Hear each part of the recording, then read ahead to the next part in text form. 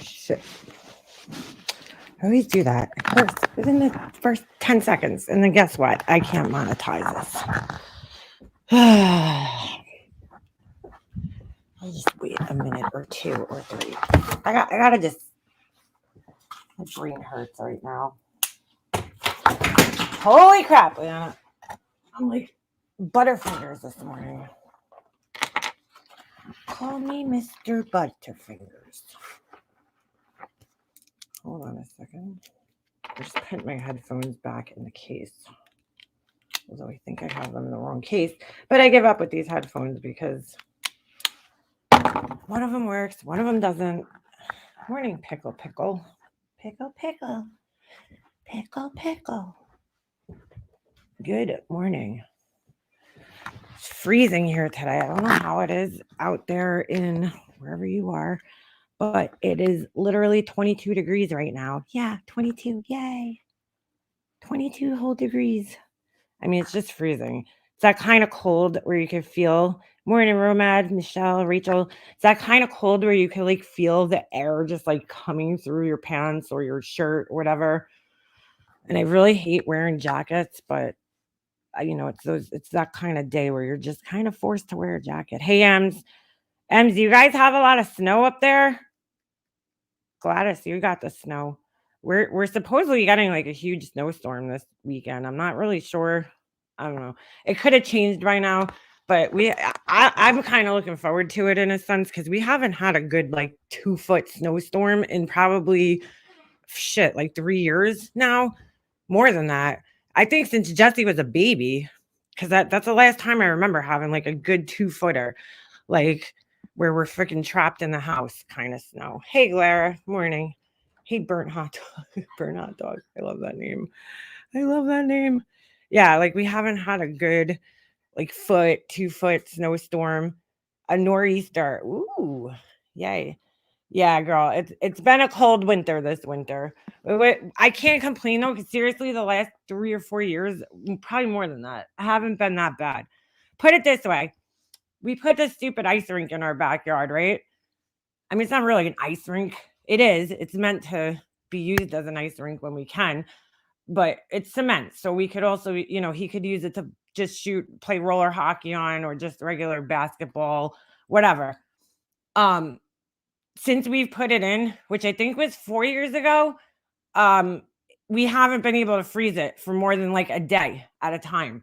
So this winter, it's pretty good because we haven't gotten much. He skated on it yesterday a little bit. Today he'll probably come home and jump right into his ice skates and he'll be out there. Because he doesn't have hockey, so his hockey. We had a couple of days off for once, so but yeah, he jumped in there. I mean, he hasn't been able to use it to ice skate on, and it's like it's like when you buy a snowblower and then it doesn't snow. You're like, you got a really bad storm. You're like, that's it. I'm getting a snowblower. And then you buy it and then it doesn't snow for 5 years. That's what happened to us with the ice rink. So there was one year we did it on our back patio. We just made like a makeshift little one, and we had that thing frozen for a month solid. So that's probably like the last 4 or 5 years have been so mild that we haven't even gotten enough, cold weather where it could freeze. I just can't. I was out there with him the last time it froze, like a week or two ago, and it was so cold I felt like my fingers were gonna fall off. Like I was freezing.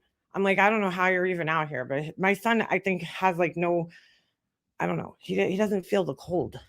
He just doesn't feel it. He was born to be on the ice, I guess. I don't know. He just does not feel cold, this kid. He could sit out there for hours. I'm like, holy shit. I'm like freezing. Anyway, I gotta upload. Michelle, yeah, when it freezes, I definitely will. We had more freezing weather, snow here. Ooh, -15. Girl, where are you? Oh, you don't have to dox yourself. Don't say where you are. Please don't say where you are. Not in this community.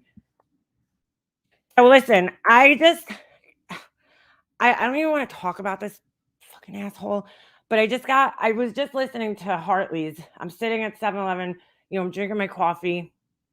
I'm looking at my phone, smoking my cigarette, and this video pops up. This is the first video, and I just want to play it for you guys because it's fucking crazy. Like, I have to say something about this. Please, please do not take parenting advice from this person. Hold on, let me make sure. I hope this doesn't mess my shit up because I just restarted. Like that, why didn't you do something about it? Why didn't you change it? Like, why didn't you get her in an inpatient program and treat her for addiction if that's what her problem was? All right, I have no idea what she's talking about, so that's not even what I'm reacting to. Hold on. Like, that's where I don't understand this story. Like, why not treat it like any other addiction? You know, there's been a lot of talk lately coming back around. And this is probably why the story jumped at I don't know what story she's talking about. I have no idea. me about addiction. Addiction isn't just drugs. A lot of people think addiction is just if you're an addict, you're a drug addict. No, a lot of people, I would say the majority of people know that there could be many different types of addictions. No, there's a lot of other things that go with addiction besides drugs. I have a son that is a food addict. Okay, here's where this shit starts because I've heard her say this a million times and just maybe I should just play this. Hold on. 100% food addict. We have tried everything to. Okay, let me just stop it right there. Laura, that's not true. That's not true at all. She has not tried everything. She has not brought him to a nutritionist. She has not signed him up for Weight Watchers where you get pre-planned meal plans. She's not brought him to a doctor, had his thyroid tested because I asked her several times if she did because we've talked about this privately. And I'm sick of her lying to people and making people think that this is anything close to the truth. This kid's not been diagnosed, okay, as a food addict. My mom was a food addict. Guess what? Every single overweight person is essentially a food addict. That's why they're overweight. So that's not the answer. Fucking crazy. That's why most people that are overweight because they have a food addiction. Okay? That goes without saying. That goes without saying. That's how people end up overweight is because they eat too much and they can't control their portions. That's what Laura, you're a food addict too. This bothers me to I feel like I had to say something because I don't like that she labeled her kid. Hold on. Let's just go. And I had conversations with her about this when we were friends, and I tried to, in the nicest way, tell her, yeah, he is a food addict, right? Because my mom was overweight too, and she was a food addict. My mom's life revolved around food. But my mom is also a grown ass adult, okay? Not a growing child. Her son's still a teen. He's going through puberty still. He's growing. Of course, his appetite's different. My mom was a grown woman who had yo-yo dieted her whole entire life. And she lost weight, she gained weight, she lost weight, she gained weight, and then food became kind of like a comfort for her, especially when my dad passed away. She would use food as a comfort for her. And she knew this, and she knew how to diet. She was very good. I mean, there was times where she lost like, over 80 pounds or something, and she did great. So she knew how to diet. She just couldn't control her quote unquote addiction to food. But that's everybody that's overweight. That's every fucking person that's overweight is a food addict, dude. I mean, that's like saying I smoke cigarettes, but only I'm a nicotine addict. No, Laura, everybody that smokes cigarettes is addicted to nicotine. Just like everybody that drinks alcohol is addicted to alcohol. Well, I shouldn't say everybody because some people know how to moderate themselves. But people who drink daily, they're drinking not because they like to get drunk, because they're addicted to the alcohol. So it's the same thing with food. People who are overweight are addicted to food. All of them. Well, not all of them, because in some cases, there's medical reasons for why people are overweight, which is why I asked her at a certain point in time, Laura, why don't you bring him to get his thyroid tested? Because if you're overweight and you're having trouble losing weight, if you try dieting and you just can't, get the diet working for you, you can't seem to lose weight, 9 out of 10 times it's your thyroid. Okay? Your thyroid's slow and it's not producing enough of the hormone that it's supposed to produce. So, and it'll make you overweight. So if you have a slow thyroid, you're overweight. If you have a fast thyroid, an overactive thyroid, which I think figure skating coach said she has, then you're going to lose weight, which is probably why she's in such damn good shape too. No, I don't know. I think she takes medication for it, but I figure skating coach, she's got a slamming body. That's probably from figure skating. But but you know what I'm saying? Like, so to just label him a food addict, and then let me just play the rest of this. Curb him. Nothing works. Fine. And that's not true because she has not done everything to curb him. I've asked her, trust me. Finally, I just started putting a lock on stuff. Just put a lock on the fridge. There you go. That's the answer. I tried everything, which isn't everything. If you're friends with her, you know that like when you try to give her advice, she will dance around all the advice that you try to give her. Like you'll be like, well, why don't you try this? I already tried that. But you know she didn't. You know she didn't. So, you know, she even pulled this thing with her having a thyroid issue, which what happened to that, Laura? What happened? Are you taking your thyroxine or whatever? No, because you didn't have a thyroid issue. She had a nodule on her thyroid. So do I. And it doesn't impair its function as of yet. You know, it could in the future, but right now my thyroid function is perfect. I just have a nodule on it. That's all. It's very common. This way, when my other kids wake up, they actually have food to eat. Oh, thank you, Just Angel. I'm sorry if I don't see you. Hey, no, locking the fridge is not the solution. That's why I felt like I had to say something to people because, like, do not take fucking parenting advice from her. Please, please. This is not the fucking solution, is to throw a lock on your fridge. That's not the solution at all. Instead of someone waking up at 2:00 in the morning or 3:00 in the morning and going in the fridge when everybody's sleeping and eating half the fridge. All right. I'll just let this play. You know, there's a lot of rumors about that went on. But what do you do for an addict? You don't make it accessible. You don't make... Okay, Laura, there you go again. That's so not true because true addicts will do anything they can to feed their addiction. And you could try. I'm not saying that you shouldn't try. You should try to, you know, limit their access to things like money. You know, if somebody's a drug addict, don't keep giving them money because you know they're going to keep giving their money to, you know, the drug. They're just going to take the money and they're going to buy the drug. But that's not that's not how you help them. I mean, it's part of how you help them, but that's not how you cure the addiction. You don't just cut them off and hope that that's going to cure it because you know what ends up happening? They end up getting more desperate and finding other ways to feed their addiction, like stealing and, you know, doing other shit that I won't even get into. But you clearly don't know anything about addiction. If you think that that's a solution to addiction, is like, let me just put a lock on the fridge and that's the addiction. There you go. Problem solved. No, that's not how you solve the problem, dude. That is not even fucking close to how you solve the problem. In fact, I'm pretty sure if you went to a psychologist or a psychiatrist and told them that, they would tell you get that fucking lock off the fridge immediately because you're going to cause psychological damage, not only to the kid that has the addiction, but to the other kids as well. Make their addiction easy for them. Then you're enabling them. And people don't realize when it comes to food, there's people that binge and then there's true addicts. There's people that binge and then there's true addicts. Show me the literature, Laura, to back this up. Please show me the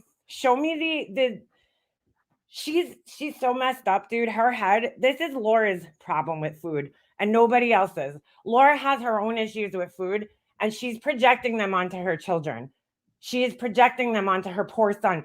I just saw him in a video. Okay, I'm not even going to say his name. I feel so bad for this kid. I really do. My heart goes out to him. I saw him in the video and he don't look that big. He's not that big. He's a big boned boy, but he's growing, dude. He's a tall kid, okay? And he's growing. And that the kind of fat that she's referring to is baby fat, dude, and he's still growing out of that. Trust me, he's not going to be an overweight kid. He don't even look overweight. It's really sad. Oh, I just want to cry for him. And I know my son is a true addict. So I have to be the response. Okay, she told me one time that she's like, I knew, and I heard her say this on a live. I knew he was an addict because when he was a baby, like, I don't know, something he did when he was a baby. A baby. Dude, a baby can't be a fucking addict, Laura. That's crazy. I was like, "Are you kidding me?" She's like, "He used to sneak, like, I don't know, something." I don't know if she's like the bottles or something. And I'm thinking, like, maybe you weren't feeding him enough, dude, because he's a big boy. You probably had to feed him more, maybe put a little rice in his bottle, like whatever the fuck it was that she was saying that he was doing. He was sneaking food. And I'm thinking, like, all kids do that. All kids do that. Skinny kids, fat kids, when they're young. What the fuck are you talking about? Whatever it was, I forget exactly what it was. I probably shouldn't have even brought it up because I don't remember exactly what it was. But I just remember it was like, she's like, I knew it when he was a baby. When he was a baby. No, Laura. No. Dude, babies are not addicts. Okay. You're crazy. You sound crazy. Parent, and make sure that he doesn't, that his reminds me of the Dave Chappelle sketch where he's like, he pulls up in the hood and he's like, "Baby, what are you doing out here?" And the baby's like, "You want to buy some weed?" Like, you know what I'm saying? It's like, dude, no, bro. That's like, no, babies don't do that. What are you talking about? his addiction is not easily met. So, you hear a lot of rumors, but at the end of the day, a parent knows what's going to work best for their child. Oh my God. No, they don't. Not always. Not always. That's actually not true. That's not true. Some parents don't know what to do sometimes with their kids. There's times where I'm a mom and my son's hyperactive, okay? I don't know what to do sometimes. And I have no problem admitting that. I just can't keep up with his energy level. So we don't always know what to do all the time. And I have a hard time with, when they talk about, that they knew she was addicted to something. So why didn't you do anything? Why didn't you treat that addiction like any other addiction? Okay. Put a lock on the fridge. Put a lock on everything. Lock the doors, lock the windows, lock the toilet. Okay. Just put a lock on it. And then everything, problem solved. Put a lock on it. What? You can't stop fucking smoking cigarettes? Put a lock on the cigarettes. Put a lock on the cigarette box. Can't stop taking pills? Put a lock on it. Put a lock on your pill bottle. And everything's solved after that. Get the fuck out of here. She ran away. Well, make sure she can't run away. Do whatever you make sure. Listen, I don't even know what she's talking about. Okay. I don't know what the fuck she's talking about here, what case she's talking about, but like, dude, how do you stop a kid from running away? I mean, you would literally have to lock them in your house 24/7 because, like, they could run away at any time. If you let them get on the school bus, they could run away and go to school. You know what I'm saying? After school or some shit. Like, what are you talking about, dude? What the fuck are you talking about? have to do. Most parents don't have the means because they're not sitting home all day to watch their children 24/7, especially when they're teenagers. I know my parents didn't, which is why I got into a shit ton of trouble when I was in high school and junior high because my parents were never fucking home. They both worked. So I had free reign to from fucking like when I got home from school till at least like 6 o'clock at night. So what are you talking about, dude? Put locks on doors. Do whatever you have to do. Just make sure that her addiction is not easily accessible. Oh my God, dude. Put locks on the doors. Locks everywhere, guys. Just put locks everywhere and the problems will all be solved. Locks on the fridge, locks on the doors, locks on the windows, locks on the school bus. Just fucking lock it all up. And then that's it. You don't have to worry about it. You can sit back and sit on YouTube and fight with people. And you don't have to worry about your kid's addiction because the lock is doing all the work for you. No! No! Please don't listen to this woman, please. Please, I'm begging the people that follow her, please don't take parenting advice from her. This is not good parenting advice at all. At all. Do not, first of all, diagnose your children with anything. Okay? Do not. If you think your child has ADHD, do like I'm doing. Bring him to the doctor and get him evaluated by a professional. Do not fucking do it yourself. Do not do it yourself. You are not a doctor. You can't diagnose anybody with an addiction, dude. You're not qualified to do that. Please don't do that. Please don't do that. Thank you, Herbie. Dude, I mean, listen, with this really, comes down to, and I'm just being honest, when I was friends with her and you could hear her on her lives even doing it, who ate the cookies?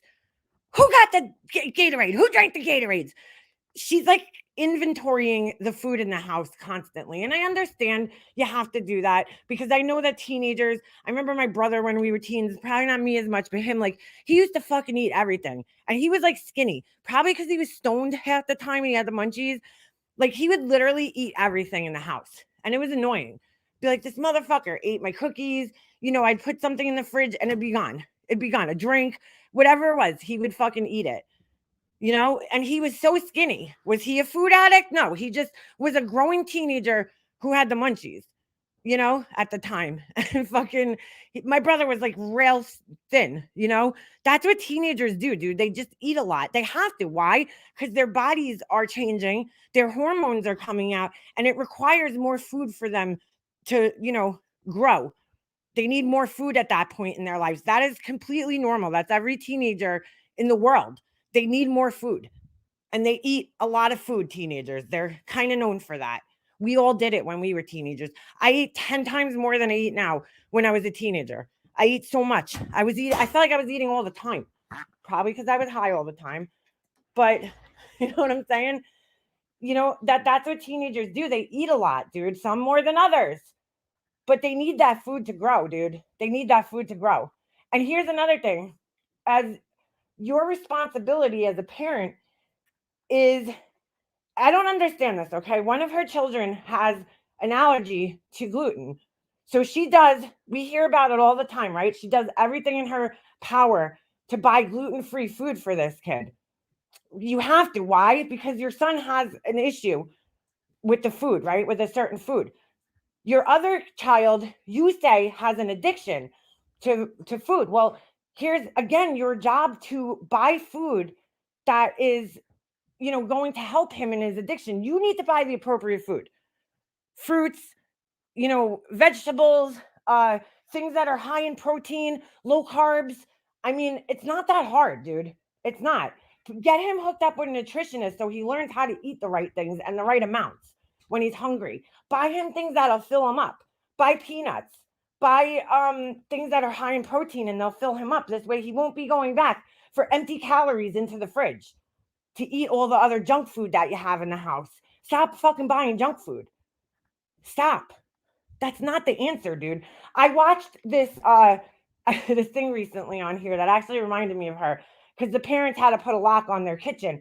Now, this was a totally different thing. Okay. Their child had this rare disorder, okay, amongst other things. She was autistic and all other things that were going on. But she had this rare disorder that I forget the name of it, but she basically was always hungry. Always hungry. It was a diagnosable disorder, whatever the fuck it was called. I forget the name of it. And they brought her to doctors, all different types of doctors until she was, they figured out that she had this disorder. And so that they had no choice because she could literally kill herself by eating too much because she would not stop eating food. But this was like a diagnosable thing. This wasn't just a parent saying, well, he's addicted to food.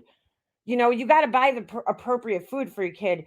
If he's eating that much, that means that he's eating empty calories and he's not getting full. But you don't know shit about food because you went and flew to Mexico to get stomach surgery because you were too lazy to learn about the appropriate way to eat and diet and exercise. So what kind of example are you setting for him? You know, I mean, she has mentioned before that she's anorexic, bulimic. She can't make up her mind which one, but she was one of them. She says both interchangeably, which they're very different things. Uh, and she's like, I know, but you don't know because you clearly still have issues with food, and you need to go get yourself help with your food issues because I've never heard somebody sitting there counting the food the way you do. Who ate the cookies? Who ate this? Who ate that? I remember one night he came in and was like, can I have an apple? And she's like, no, go get a glass of water. And don't make me fucking show it because I clipped that shit. I have it somewhere. Go get a glass of water. This was on a live. Go get a glass of ice water, she told him, because that's the same thing. And then you wonder why he's getting up at 2 o'clock in the morning and eating. Well, you told him to drink fucking water. dude. Like, you told him to drink water. That's not going to fill him up. At least tell him to get a glass of milk. I mean, shit. That'll fill your stomach up a little bit, at least enough to go to sleep. Because I know I've been to sleep hungry many a times when I was a kid. Had to go to sleep hungry because there was no food in my house to eat. It's like, I can't. You just can't make this shit up. But I'm like, please don't give parents advice and think that that's the appropriate thing to do, because it's just not. I guarantee if you asked his doctor or any professional, okay, and you told them, yeah, I'm putting a lock on the fridge, nobody's going to applaud that, dude. No mental health professional, no doctor is going to applaud you doing that. That's a terrible idea, dude. Please don't follow in her footsteps. I thought she was joking the first time she said that. I really did. I thought she was joking. And because I was like, she doesn't put a fucking lock on her fridge, dude. That's crazy. That's insane. There's no way. But then I heard one of the kids coming in and asking for the combination one time. And I was like, holy shit, dude, that's real? That's real? It's real? There's a combination? Wow. Wow. Chick, yeah, I'm ready for the 2 feet of snow. It's on the weekend. I got nowhere to go. Why not? Dedicated stream to judging Laura's parenting, but you are all the same people who were outraged by judging the Will's parenting. I'm not. Where was I outraged? Tell me. Who in here even talked about their parenting? Nobody. Nobody in here. I haven't seen any of the people that are in here right now talking about their parenting. Debbie, I mean, let's just be real. You shouldn't put a lock on your kid's fridge. I'm not judging her. I'm judging that she's giving other people this advice and trying to tell people this like it's a good idea. I don't really give a shit what she does with her kids. I care what other people think, because please don't take that advice. Didn't you hear me? I mean, if you want to put a lock on your fridge, Debbie, by all means, go ahead. I just don't think it's a good idea. I would judge any parent that did that, because that's not, I know from being friends with her that she has not tried everything to bring that kid to help him like she says she did. She's lying to everybody, because when I asked if she brought him to get his thyroid tested, she's like, no, he doesn't have a thyroid problem, which tells me that she didn't bring him to get tested. His thyroid's fine. She'll just shut you down because she has the answers already. She knows the answers. She knows everything. She's a doctor, just like she was a doctor when she gave her kid Delta 8 instead of his pain medication, because she's an addiction specialist. Can we see your badges, please?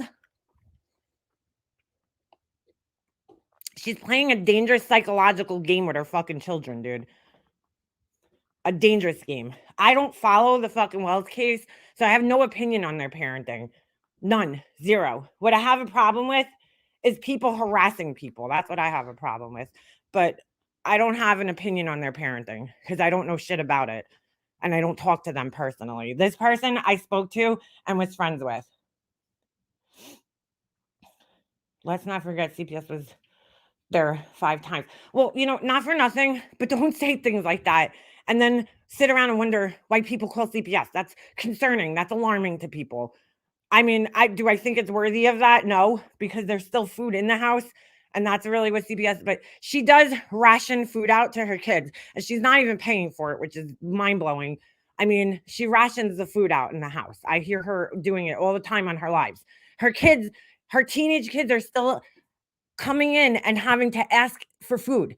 That's not normal, dude. My 9-year-old doesn't even really have to ask me for food. If it's something that he can't make, like, I don't let him use the appliances, he's not allowed to use a toaster and shit. So if it's something that he can't get himself, he'll ask me for it. If it's a yogurt or something in the fridge, he just grabs it himself, like, and that's it. My son is never deprived of food, ever, ever. She was growing. Yeah, well, that's what happens. We're growing kids. My brother ate, dude, this kid, seriously, I mean, you wouldn't believe the amount of food that he ate. You wouldn't believe. I remember even my own friends when I used to go home, my friend Doug, he was a heavy kid when we were kids, when we were teenagers, right? He's perfectly normal now. He just needed to grow out of his baby fat.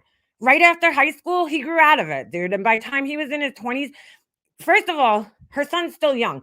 When he hits like 18, he's going to want to start, taking more pride in his appearance. He's so young now. He's a baby still.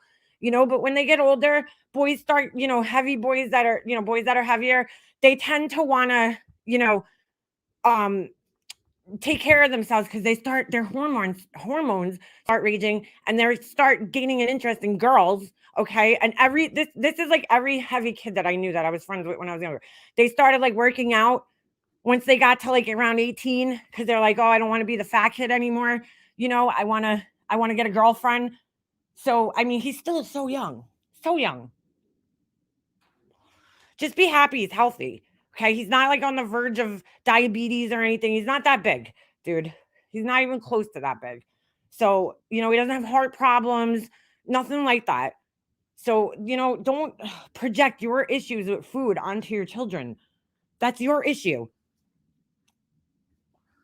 He looks like, to be honest with you, of all her kids, he seems like the happiest one. He's got very good spirit. Um, he's funny. He's he seems like a real happy kid. I don't know, what goes on behind closed doors. I'm just judging off of what I see on her, uh, her lives that she brings them on. That he seems like a really healthy, well-rounded kid. Like, you know what I'm saying? He's happy, he jokes around, he's very smart, he's very articulate. He doesn't seem like it's bothering him. I think it's bothering her more than it bothers him. And it's like, just stop, dude. Stop telling people to do these things. This isn't the solution. You sound like an idiot. I don't even know why I'm trying to help you right now, but it's just, please don't listen to her. It's not even trying to help her. It's trying to help you guys. I know nobody in here is going to listen to it, but I know there's lurkers from her chat that listen. Please don't listen to that. Please don't take that advice. It's not good advice. It's just not. Yes, her kids are amazing, really. They all are. I'm just saying he has a very outgoing, personality. He's very personable. Her kid, the youngest one. He's a nice kid. He really is. And it's just a shame. I feel bad for him that that's embarrassing and humiliating. That he has to be locked out of the fridge. Like, that's humiliating to the why even if you do that, why are you telling the internet? That's humiliating to him. Telling everybody he has an addiction. That's like a parent. I used to cringe. And there was a certain mother on here that used to come on and talk about her son's addiction all the time. And I used to cringe because I'm like, does your son know that you're talking about this? Like, stop talking about it. Maybe he doesn't want that out in the public. I mean, there's just some things you don't have to talk about. In all seriousness, she was an addict. His dad's an addict. You think she'd be more concerned if he really is showing signs of addiction? Well, yeah. I mean, Ice Queen, you would think that maybe the answer would be to get him into some type of counseling, right?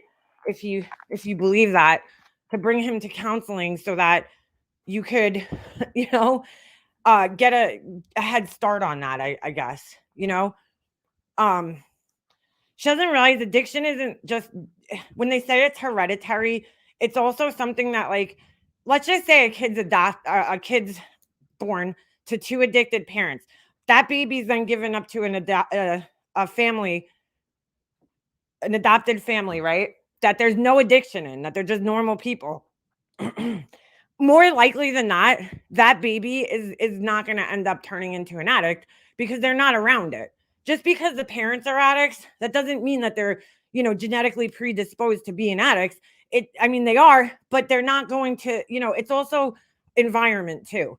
It's also the environment that you grow up into. It's not all hereditary, just because it's in their blood, so to speak, um, that they're going to become addicts. That doesn't always necessarily happen. It really does. Your environment plays a huge factor in whether, you're going to become an addict. If you're not growing up around the addiction, you're less likely to become addicted in the future.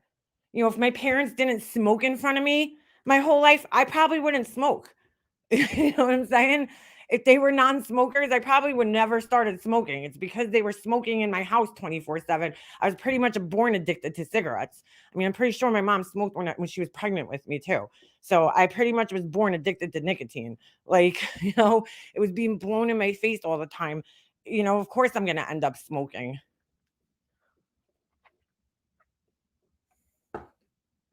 But if you see those signs in him, first of all, stop putting it in his head that he's an addict. I don't know if she tells him, but I don't know. I don't know if I'd ever tell my kid that.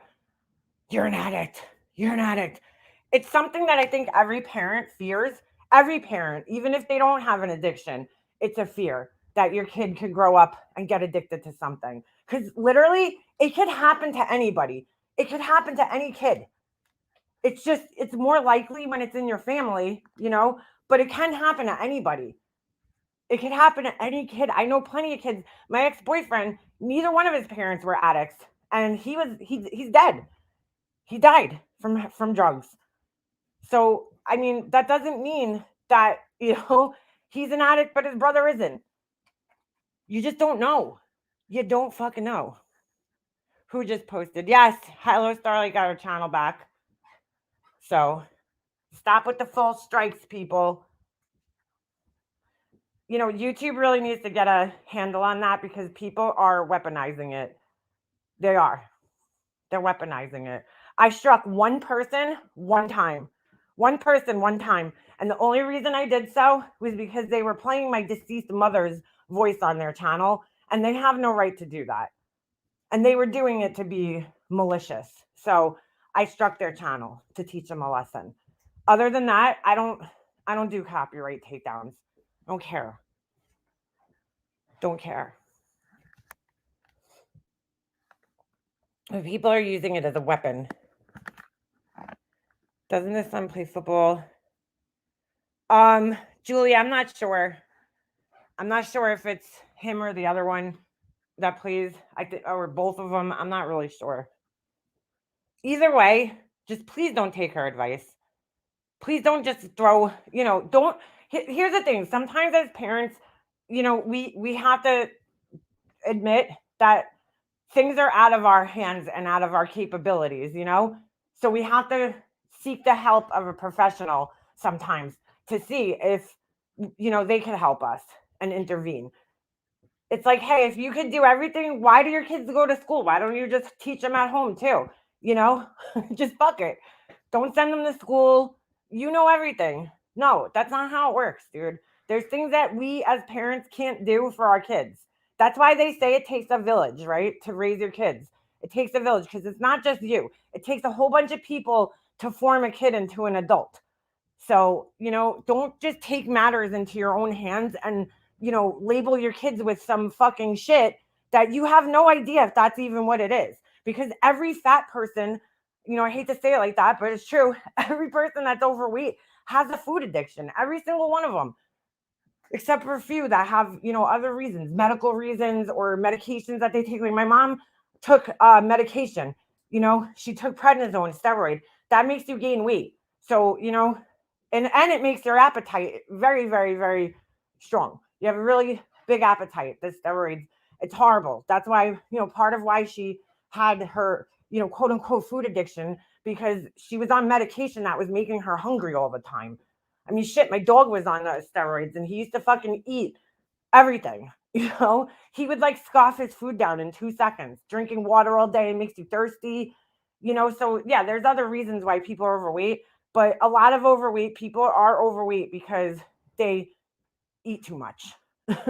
And that they're quote unquote addicted to food. 'Cause most of us have that cutoff where we're like, okay, I'm full. But my mom, I would watch her eat and she would sometimes I could tell she was full, but she would see that the food was there. She didn't want it to go to waste, and she would just keep eating. Like we'd be like done. My husband would be done. I mean, I can't eat that much. I eat like a bird, but my husband, he could eat a decent amount. And my brother, he eats a decent amount. My mom, she used to they'd be like stuffed and she'd still be going, And I think that had to do a lot with her medication that she was on. But, it's like, it's every overweight person has an issue with food. I mean, that's just goes without saying. But the answer isn't put a lock on the fridge. So should I have put a lock on my mom's fridge?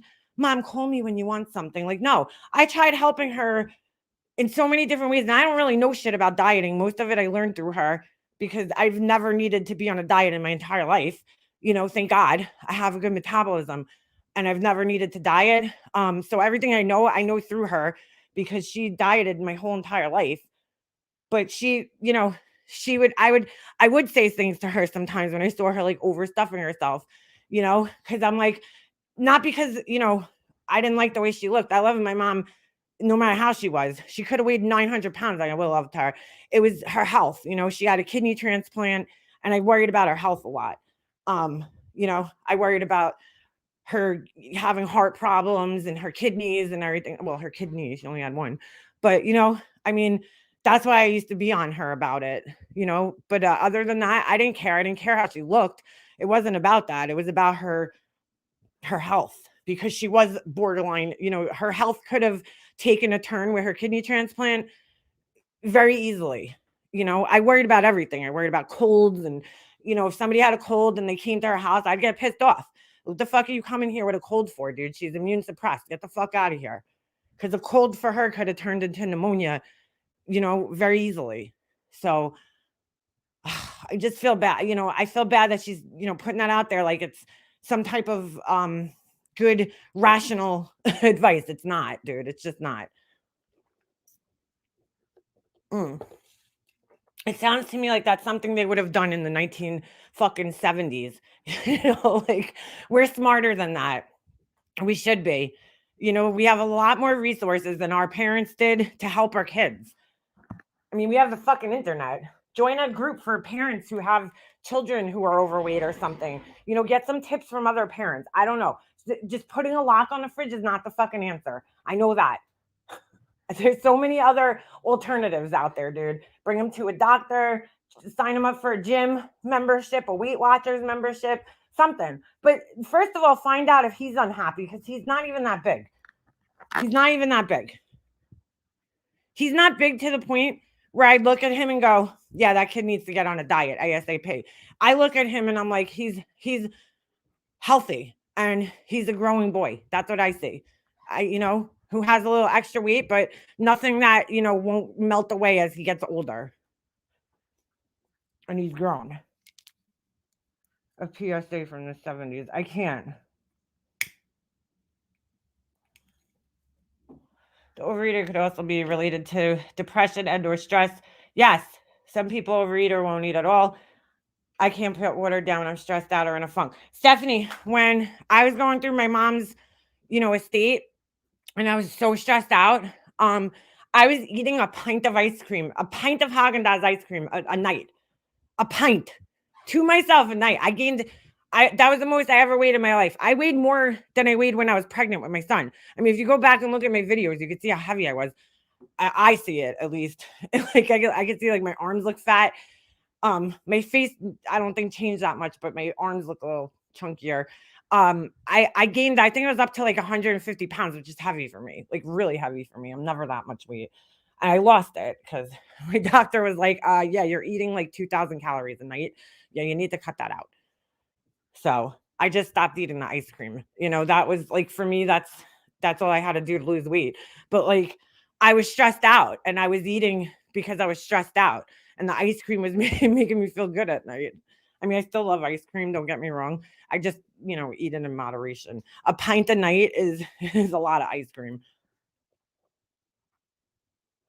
Mm. And I went from being super skinny to getting like really overweight for me. But I still wasn't overweight, to be honest with you. 150 pounds. I only went up a size, a medium. I was wearing a size medium. Ooh, I wasn't overweight by any means. I just gained weight, but I was still in the healthy weight for my size. But I was at the higher end.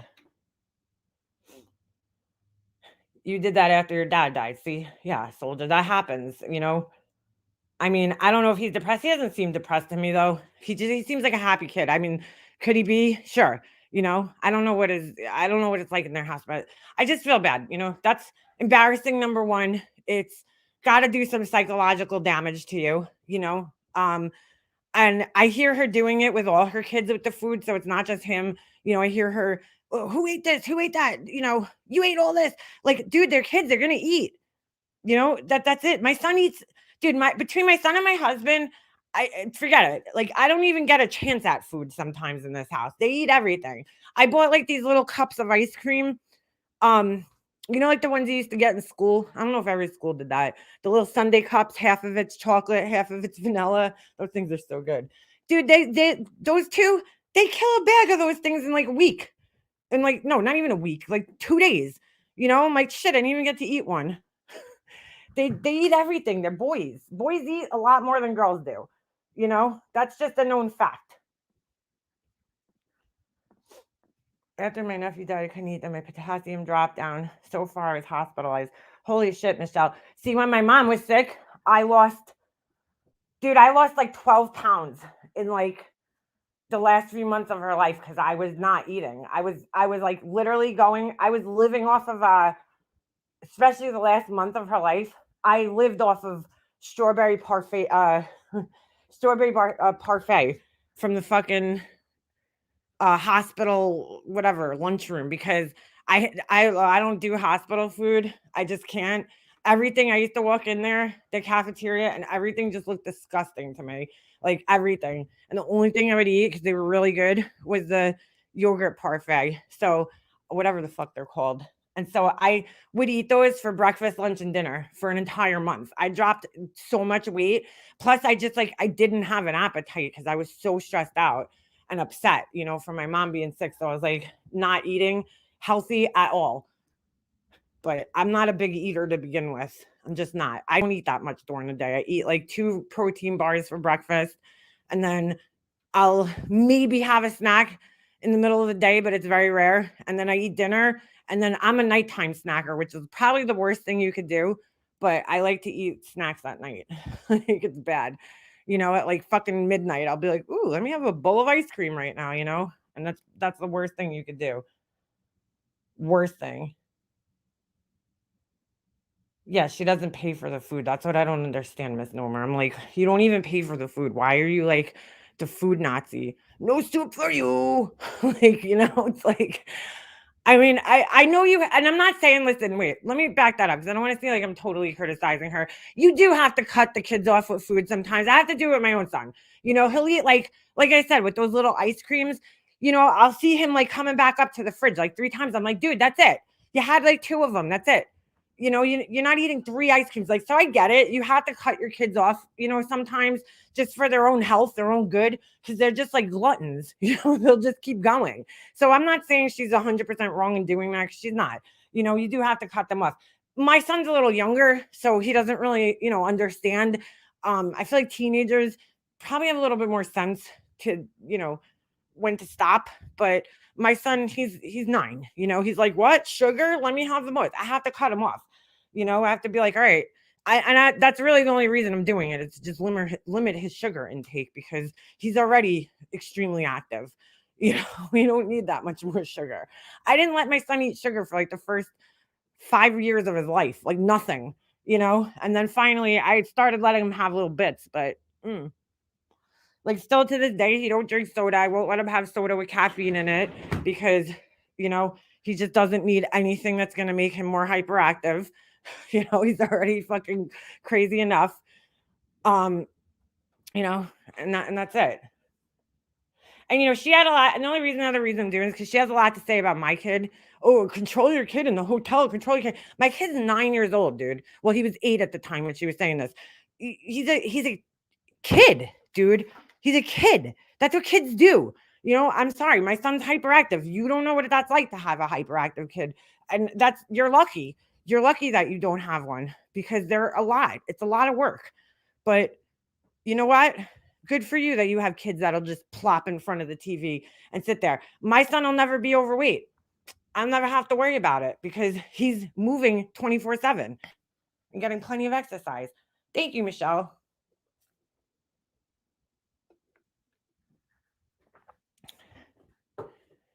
Is there a hold on? I just want to go through the chat and see if somebody's in here because I want everybody to I love my chat. Just gotta give you guys props. Um Somebody has, you know, recently returned to my chat who wasn't here for a while and they felt weird coming in at first and they said that now they came in and then everything was fine and they felt like they were at home again. And I was like, I'm so happy to hear that because that's you guys. That's not me. That's you guys that are in my chat that are just, warm and welcoming to every new person that comes in here all the time. You never mean to people unless they're being an asshole. But like you're not gonna start yelling at somebody, and I appreciate that because it was somebody who was in my chats all the time and stopped coming here for a while and then came back and everybody just said hello to them and just welcomed them back in with no issues, and I really appreciate that. I'm not gonna call their name out, but some of you guys might know, some of you guys might not know. I'm just happy that everybody's willing to do that because a year ago when friendships broke up, it's really funny. I watched a lot of people go the other way and I was like, they'll be back. I swear to God, I remember saying that to myself. I'm like, they'll be back. They'll be back.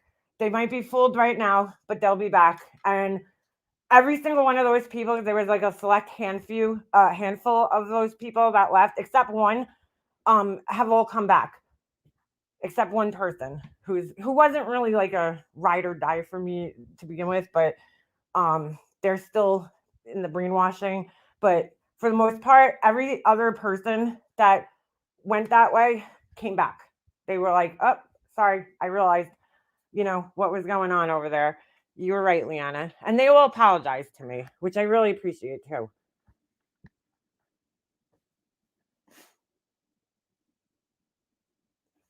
Thank you, Sue. Sue, I'm getting a little sick of, just to be honest with you guys, I'm getting a little sick of hearing about Bullhorn Betty, what's her face? Marissa, these idiots on the ground, whatever. It's getting old. It's starting to get old at this point in time. I really don't care what they're doing anymore. Starting from 2 times speed. Thank you. Oh, Carly, she can't hear me. So, hey, Pink. Just to talk to your children pediatrician if your child is overweight, they can refer you to here. Let me pin this because Pink's actually a nurse. She actually works in the medical field. So please just don't assume that your kid has an addiction because you're addicted and you have an addiction that's crazy. Don't assume that. Don't assume that. It's not, you need to get them evaluated. That's what I'm saying. Like we have so many resources nowadays to get your kids, help that they need for whatever it is. Take advantage of that, especially if they have health insurance. Why wouldn't you? You don't want to pay the $20 copay? Come on.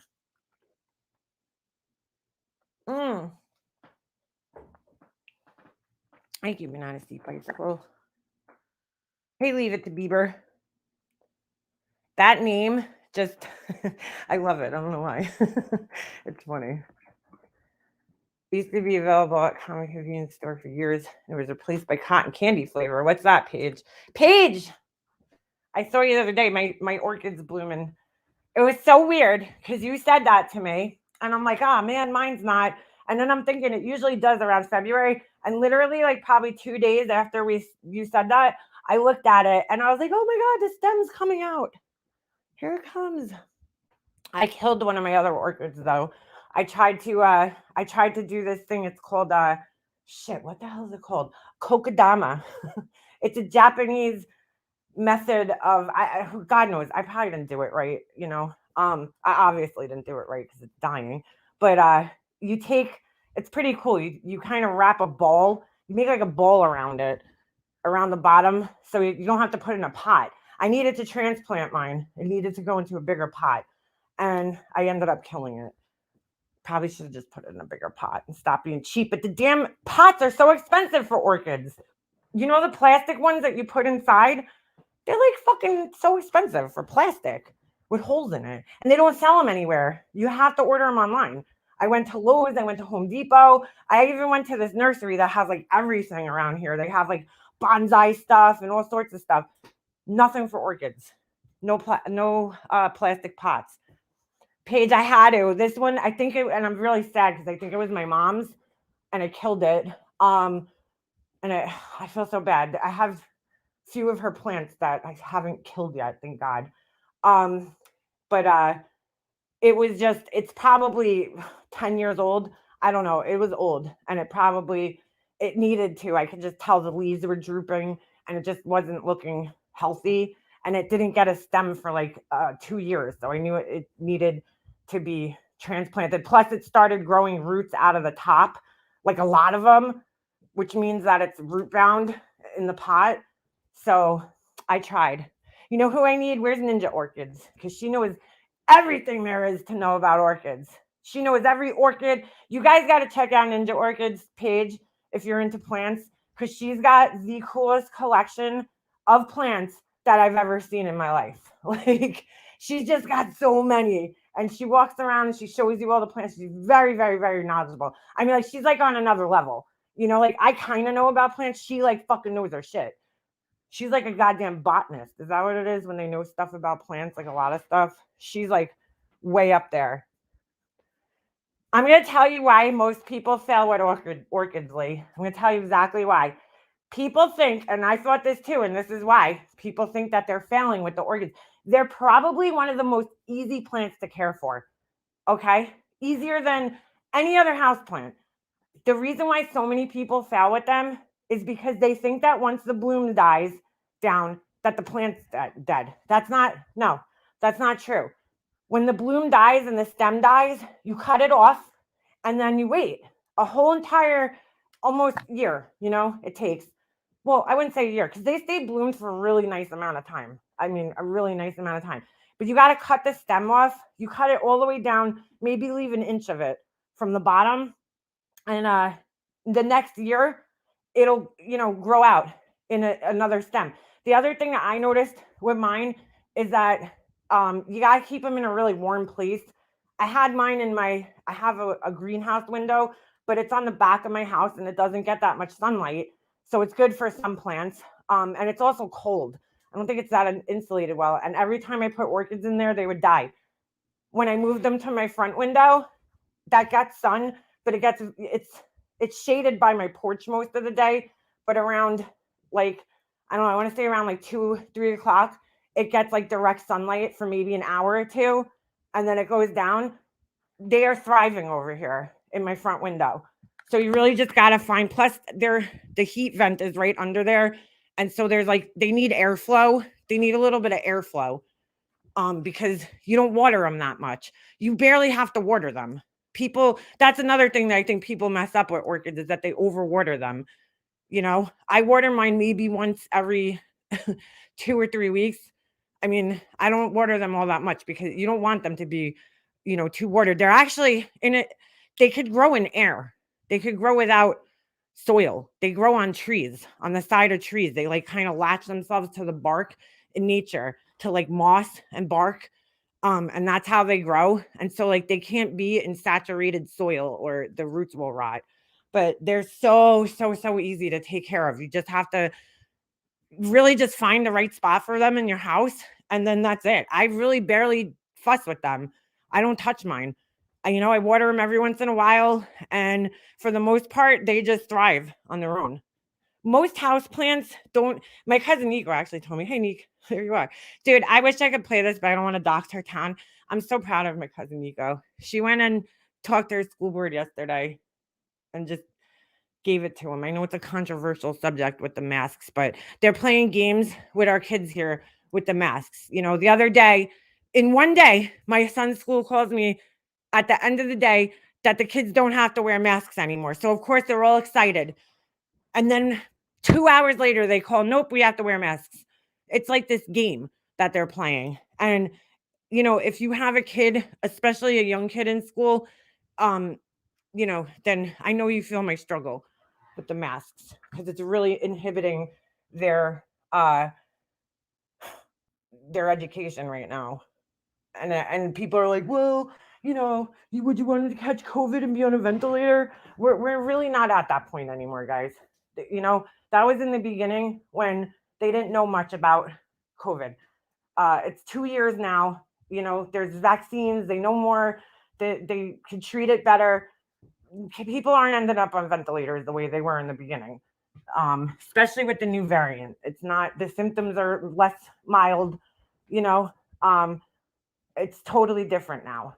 People are still stuck in the beginning of this shit. It's a different ball game now.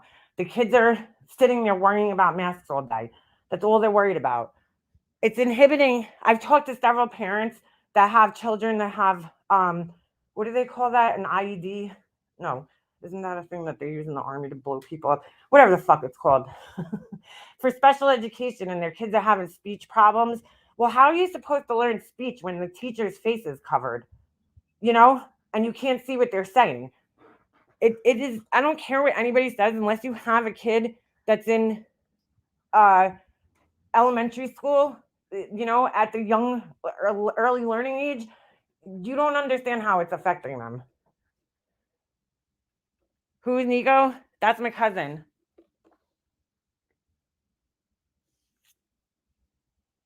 My school did the same. Unfortunately, they have to follow what the state says. Yep. I know there's still people on vents, Pink. I'm not saying that there isn't at all. I'm saying that there's not as many as there was, where they were buying all these extra ventilators and shit. I'm not saying an IEP. Was I right? Yeah. I don't even care so much that my son has to wear a mask. My problem was with his teacher. They're supposed to get a break from it, right? Every hour. And his teacher wasn't giving it to them. And so, when the kids were getting uncomfortable and pulling their masks down, like kids do, she was yelling at them. Even if they were outdoors, she was yelling at them. And I'm like, listen, if he's outdoors, I don't care if he has a mask on or not. I'm not even fighting to get the mask off. I don't care.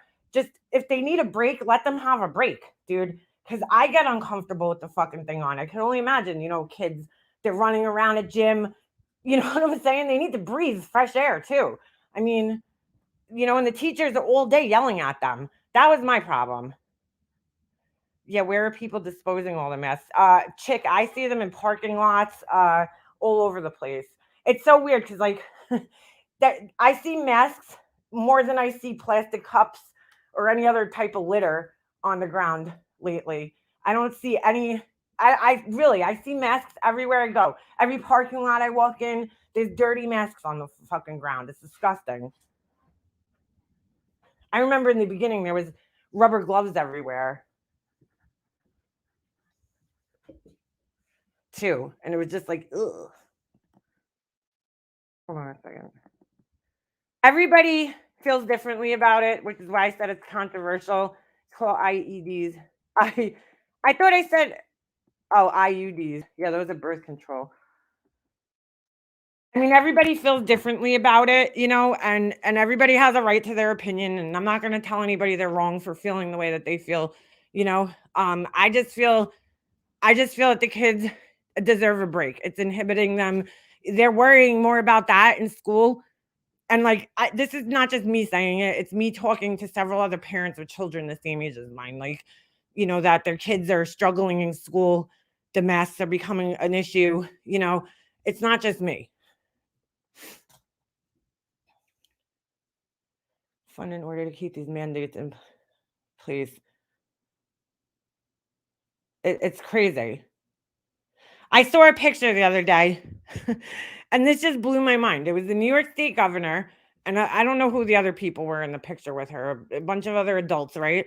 None of them are wearing masks, right? And then there's a row of adults, and then there's a row of kids, of little kids that had to be like 4 and 5 years old. And those kids all have the masks on, but all the adults in the picture don't have masks on. And I'm like, what the fuck? I'm like, make this make sense for me, please. Why does the New York State governor have no mask on? Yet she's mandating the masks. And it's like, please don't tell me because she's vaccinated, because that doesn't matter, because vaccinated people are supposed to wear masks too. And they're all, they're all wearing masks. So, I mean, they could all transmit the disease even if they're vaccinated. So make it make sense to me why the kids have to suffer. Yeah, well, Sue, that's exactly what it is. The masks are becoming more important than the education. I mean, my son told me every day he gets off the bus, and I'm like, "How is school?" Oh, my teacher was yelling about me at the mask, and I'm like, "All right, I don't care about the mask. Tell me what else was going on." I don't hear about that shit anymore. My son never hated school before. This year, he's really just doesn't like school. And it's like sad because I'm like, you're too young for that, dude. You're in third grade. I didn't start hating school until I was in high school. I really didn't. I loved school up until I was in high school because I was a social kid.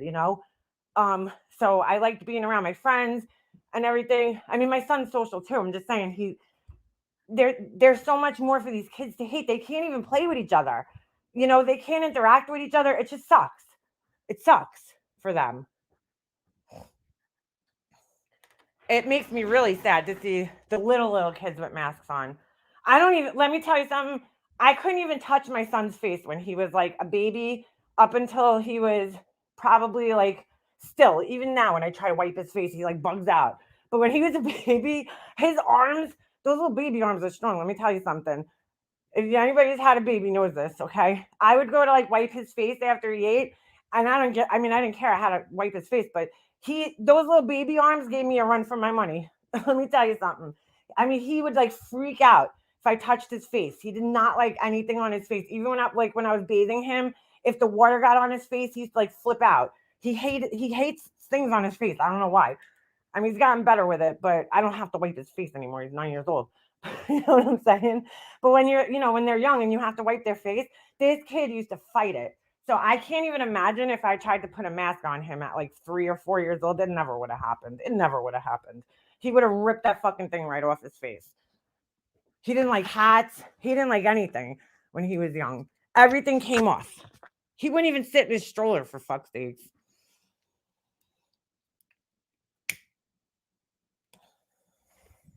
Yeah, my cousin Nico knows the New York State mask laws like the front and back of her hand. I pray we are back to school. Yeah, crazy Gemini. Me too, girl. Me too, girl. It's like every year another variant comes. You know what just kills me? He sat at camp this whole summer with no mask on. And then it's like now I don't even know if I would have sent him to camp with a mask if he had to wear a mask this summer. Like any extracurricular activities that he has to do, I don't do them anymore because he has to wear a mask. There was like this thing, he loves going to it. They play basketball on some of the days where we're off from school. And they're like, oh, yeah, kids have to wear masks. I'm like, I'm not sending him to that.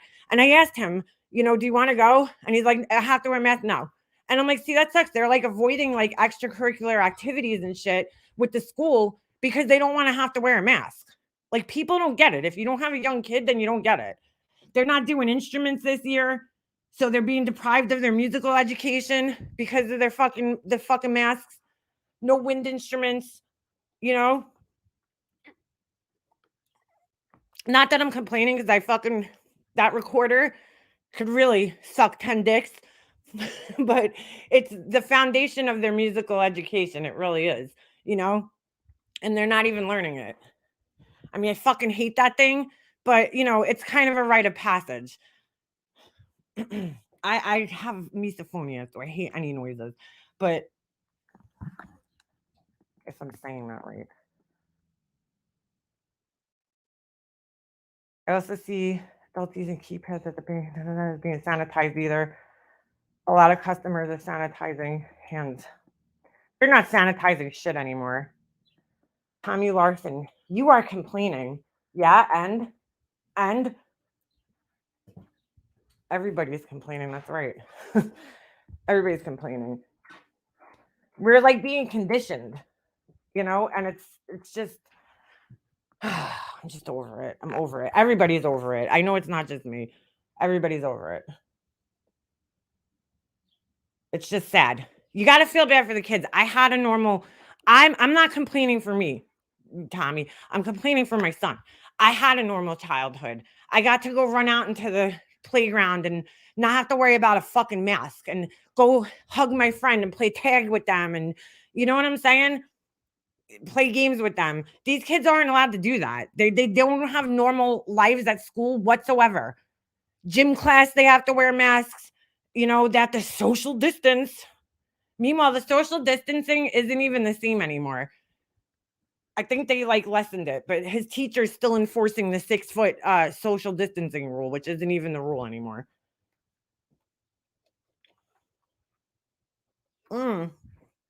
Pink, I never did that.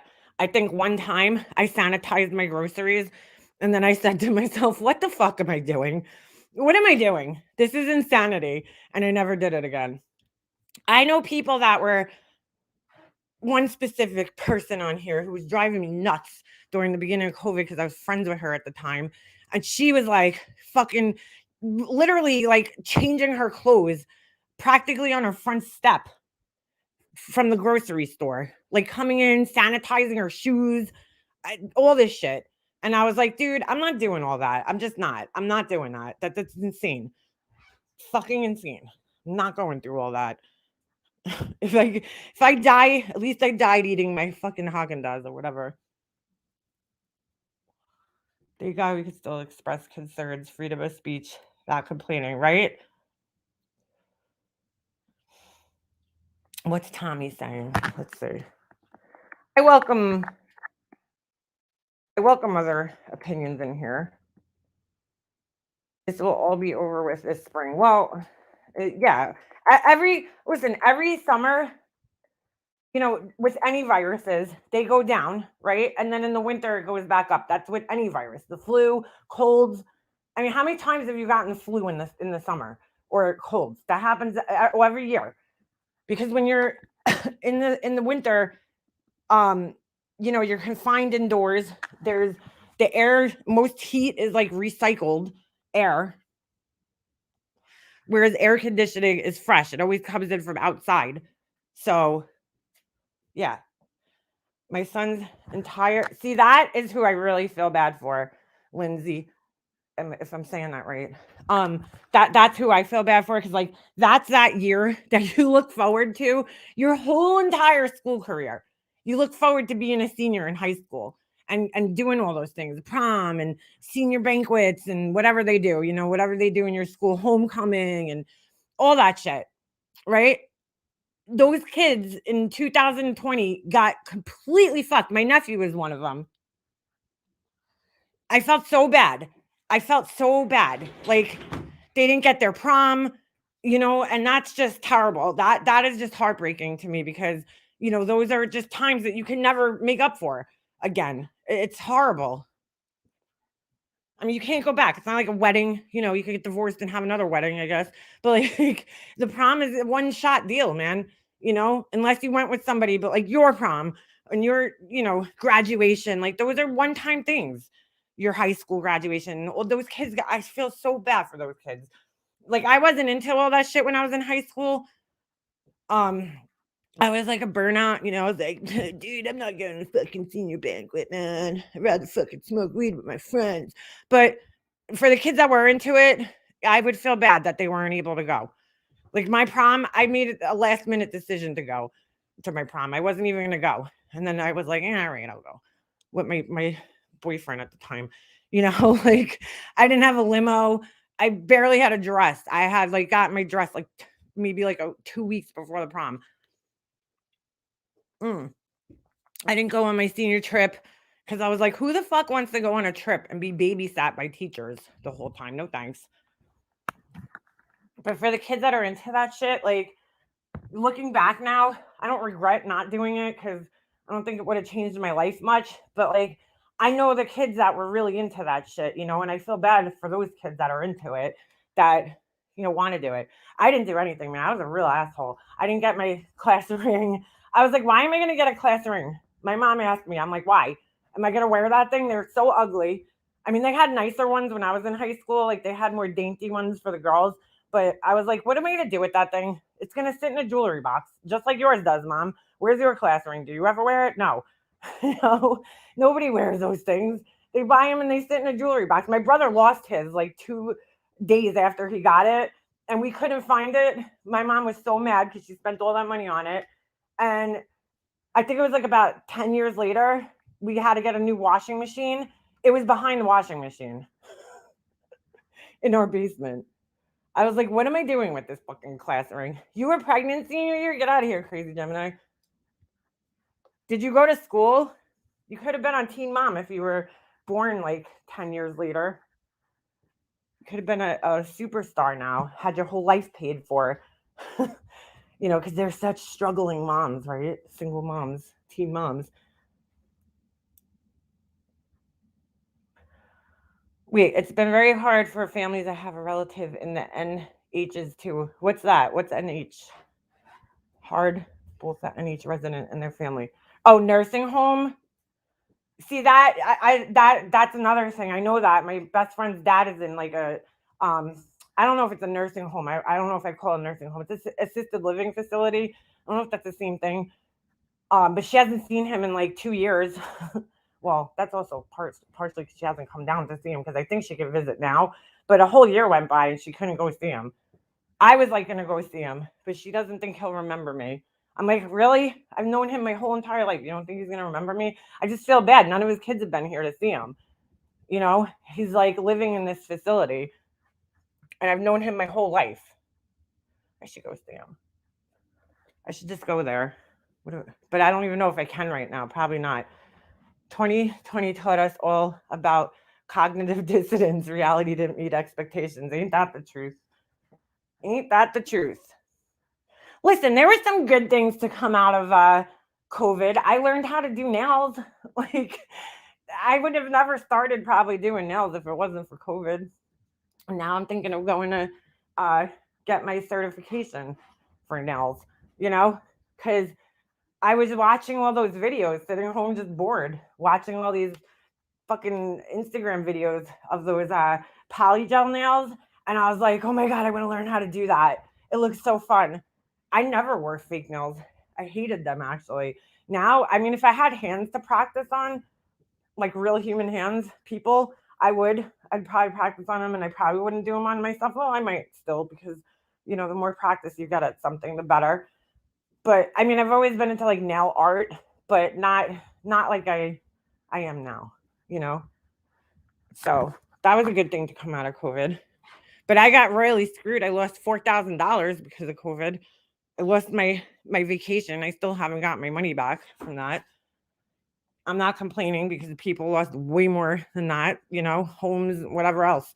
But, you know, everybody was affected by it in some way. People lost relatives. Like, I shouldn't even complain about $4,000. Shut up, Liana. My son was a senior, graduated in 2020, broke my heart. I feel so bad for those kids.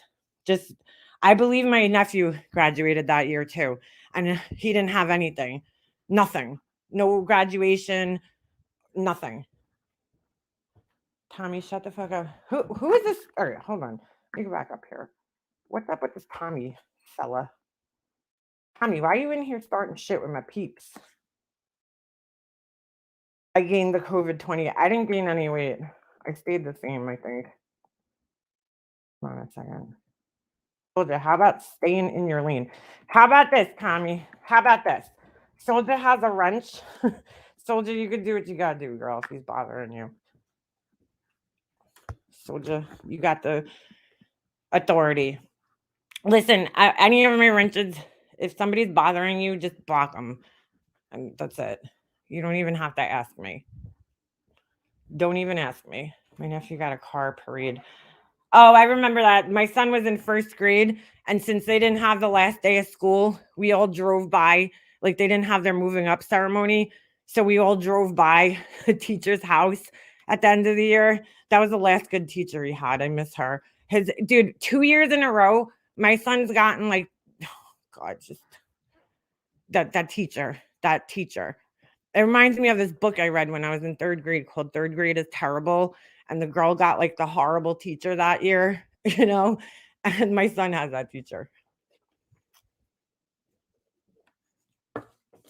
She's very serious. I feel like if you're teaching young kids, you should be like, she's very strict. I mean, a little too much with the third graders. You have the rest of your life for that shit.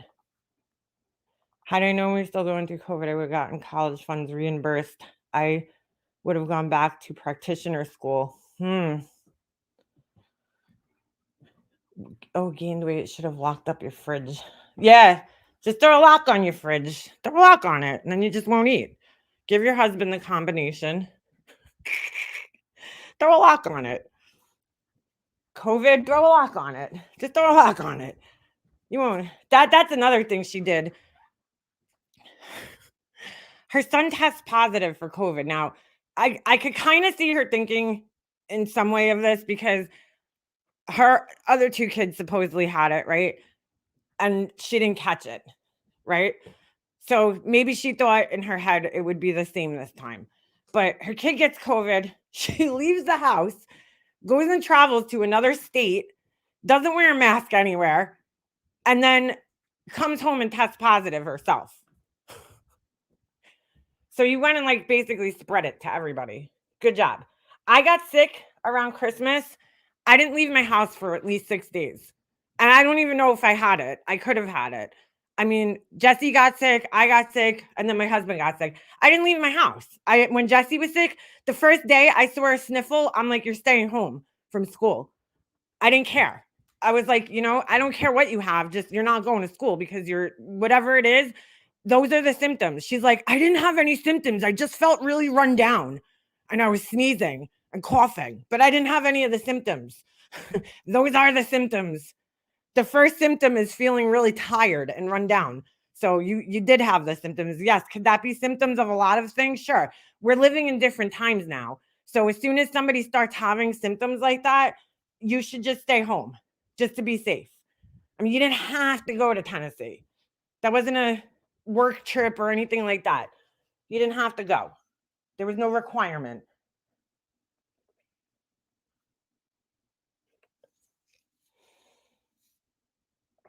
Burn hot dog. That's so sad. I think I'd be like hysterically crying because you just want your kids to have, everything. And it's like to see them like deprived of their graduation and their prom, I would be so upset. So upset because we look forward to that shit too, taking pictures and all that. I had it again in September and missed a trip that included a performance of one of my favorite singers that I planned. I stayed home for 20 days. See, I mean, that's the right thing to do. If you feel sick right now, no matter what it is, just stay home. That's what I did when I got sick. I was like, oop, I don't feel good. I'm staying home. It's pretty simple. Pink, I don't trust those rapid tests though, because I keep hearing, I know at least 5 people within the last month that took the test one day, came out negative, took it the next day, and came out positive. So I just don't trust them. I think you have to take like 5 of them and like then average out your fucking results or something. I just don't trust those tests because they're very inaccurate. Even my doctor said too many false positives. You have to get the PCR test to really, really know. Who watches children when she's looking for another child? I don't understand how you can leave children alone for days. Well, I mean, her kids are old enough. The oldest one is the oldest ones I think are, old enough to be alone. I mean, my parents used to go away when I was in high school. I was 10th grade. I mean, I had an older brother at home, but when my brother was away at college, I mean, my parents would go away and weekend trips and leave me by myself, when I was like 16, 17 years old. That's not a problem. But I just don't know if I would leave if my kid was sick like that, I'd be a little worried, because her youngest one's still kind of young. I don't know if I'd feel comfortable leaving him alone for days, but the older ones are there. I miss my teen when I take trips and she doesn't want to go. I know. I don't know how people go out without their kids like that, sticking to glycol. I don't even go out. And we have like 2 my friends from hockey that keep asking me and my husband to go out to dinner with them. We're like, we don't have anybody to watch Jesse. We're like, we just don't go out. I don't know. Everything we do as a family. We go out together. We go places. Everything's done together.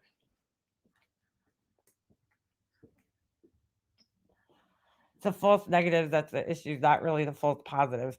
Yeah, but my doctor said it could be both. He's like, there's too many false positives and false negatives. I mean, if you're feeling symptoms, that's the thing. If you're feeling symptoms and you're positive, then you probably have it. But if you're not feeling symptoms and you come out positive, I mean, it's kind of weird. I disrespected no one in here. That bioch, are you trying to say biatch? Because it's biatch, not biatch. Came at me and admitted she did after forgetting, but obvious PMS. All right, dude, good. Leave, please. Show yourself out. Tommy. You're just a troll. I've never seen you before, and you're just in here for whatever reason trying to start shit with people. I don't really appreciate it, dude. You're calling my mod a biatch. A biatch. It's not biatch. That's not how you spell biatch. Biatch. It's biatch, not biatch. Learn your Snoop Dogg lingo before you come in here, right? Yeah, don't call people names. Carly's like, deuces. Carly, you're so pretty. You have plenty of time to do things without your kids. It's such a well, yeah, that's the whole thing, crazy Gemini. Like, really, it is. Your kids are very. I feel, and I'm just going by myself. I mean, I used to like hanging with my parents even when I was a teenager. I was never one of those kids that was like, I don't want to spend time with my parents. Especially my mom. Not so much my dad. I don't know if I really liked hanging with him because he didn't talk that much. So it was kind of like, fucking, hey dad, how was your day? Crickets. Like, you didn't have the most interesting conversations. You had to hit. My dad was so hit or miss with conversations. Like, you had to get him at the right time to have a conversation with him. Sometimes you would like get him and he'd be like, just like, he would literally ignore you. You would talk to him and he'd literally just like pretend like he didn't fucking hear you. And then other times he would just give you short answers. And then like there was a rare time where you could actually have a full conversation with him and he'd like really start talking to you. But my mom, I mean, my mom I always talk to and I loved hanging out with her. But like most teens, I would say once they hit like 13, 14, like they don't want to hang with their parents. So really it is such a small window of time that your kids like actually want to be with you. So I take advantage of that.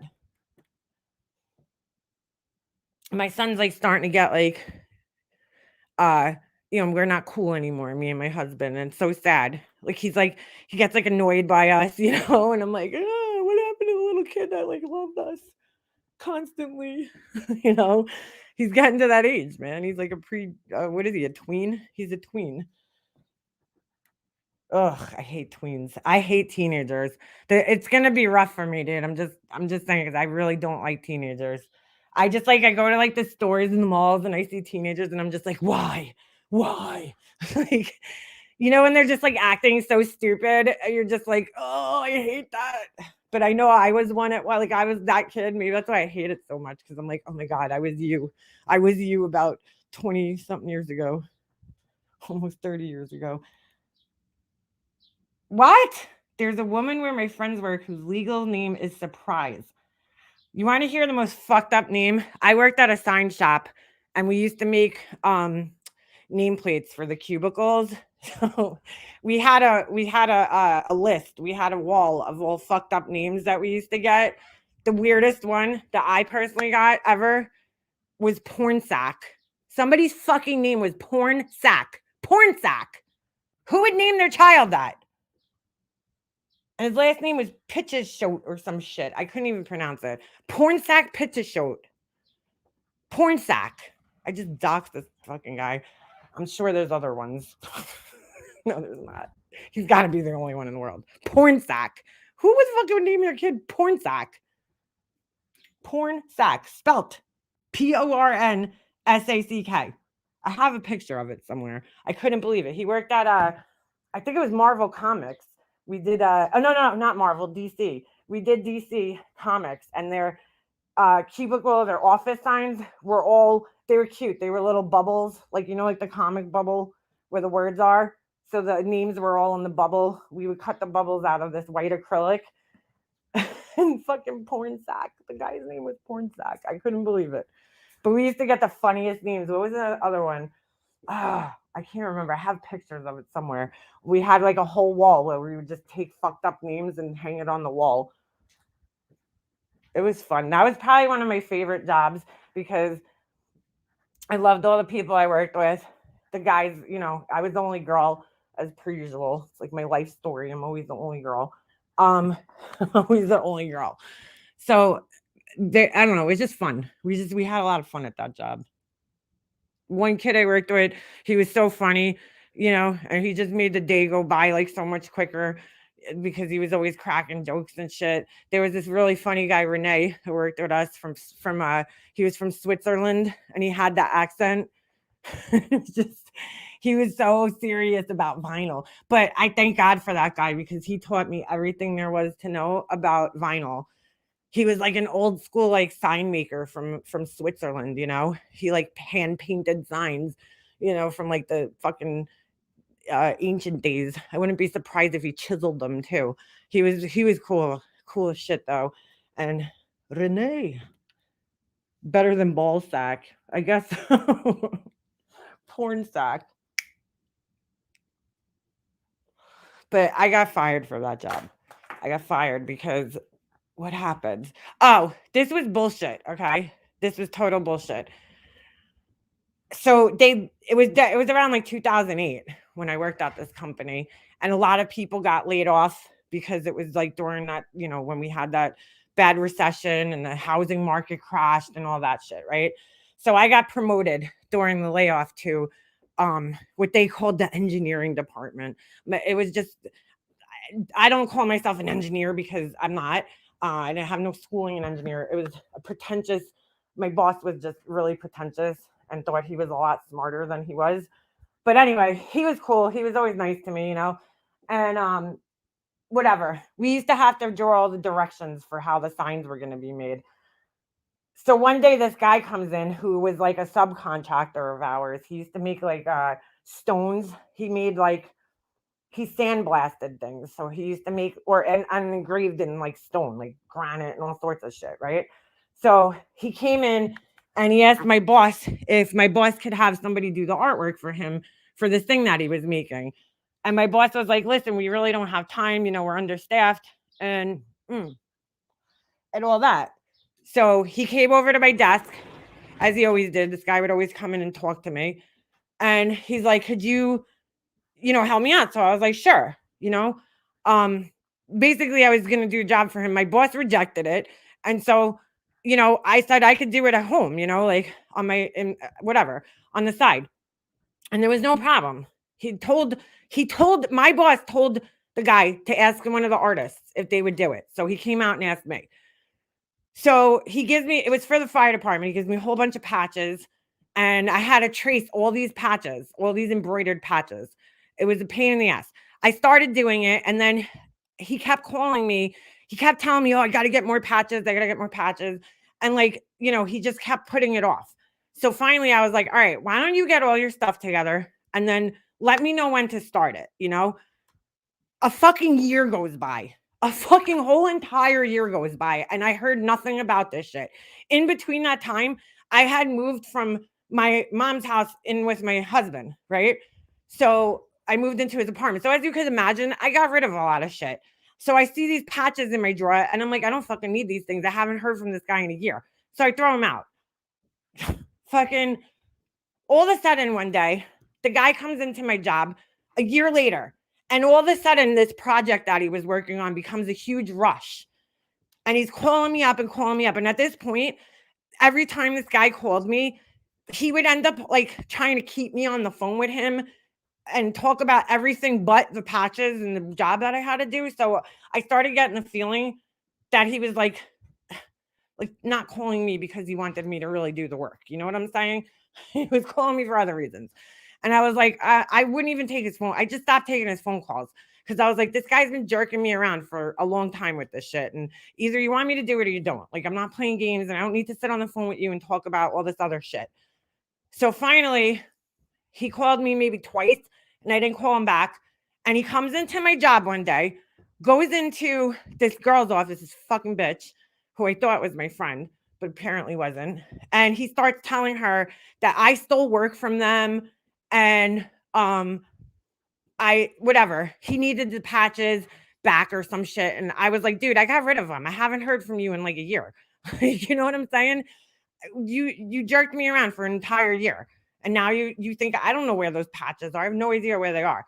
So he got mad at me. So in retaliation, he goes to my job and tells my boss that I'm stealing work from them. But I wasn't. My boss rejected the work.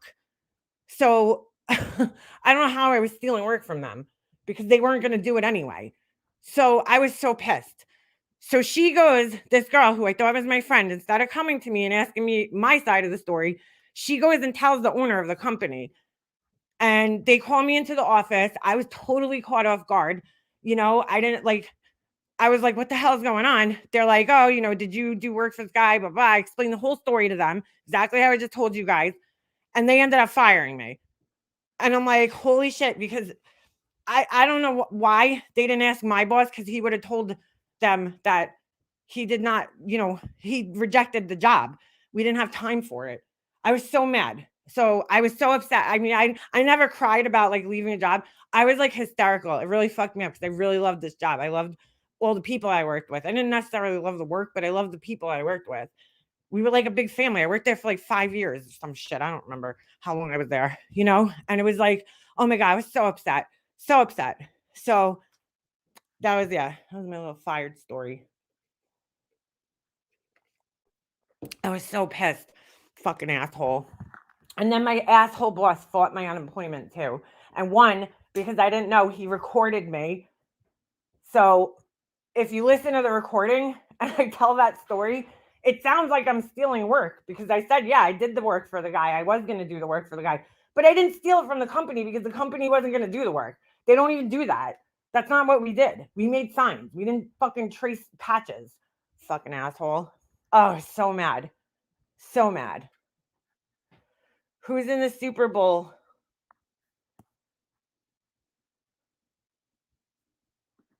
Hold on a second. I want to see. I thought the New Year's Eve lineup was ill. They had what's his name? Ja Rule, my boy Ja Rule. I don't watch the Super Bowl, so I have no idea who's gonna be on it, because that's like, I'd rather watch fucking paint dry. No offense to anybody that likes football. I just can't do it. I can't do it. I've tried, dude. I've tried to sit there and I just can't. Like, I was never into hockey. Now I love it. But even that, I'm like, I'm just not a fucking sports person. What can I say? Super Bowl halftime. Who's performing? Let's see. And this is like, yo, it's gonna be lit. Oh, that is a good lineup. We got Mary J. Blige. We got Snoop Dogg, right?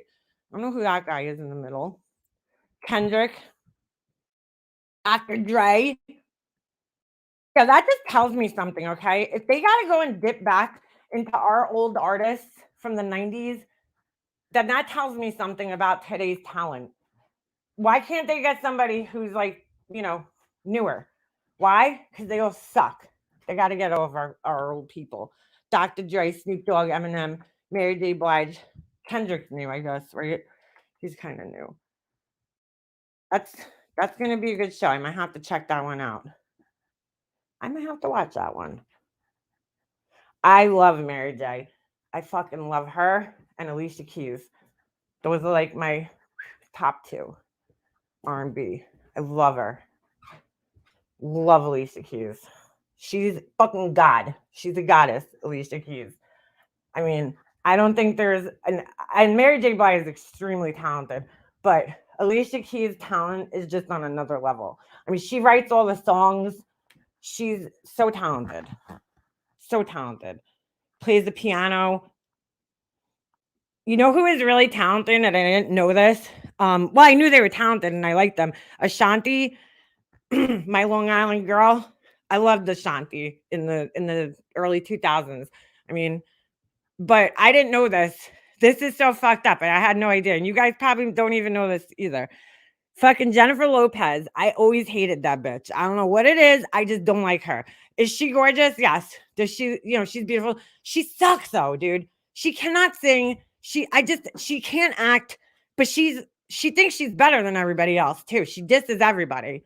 She has issues with Mariah Carey. She has issues with everybody. Every fucking other artist out there that actually has talent, she's got issues. And she thinks she's better than Beyonce, which is just a fucking joke.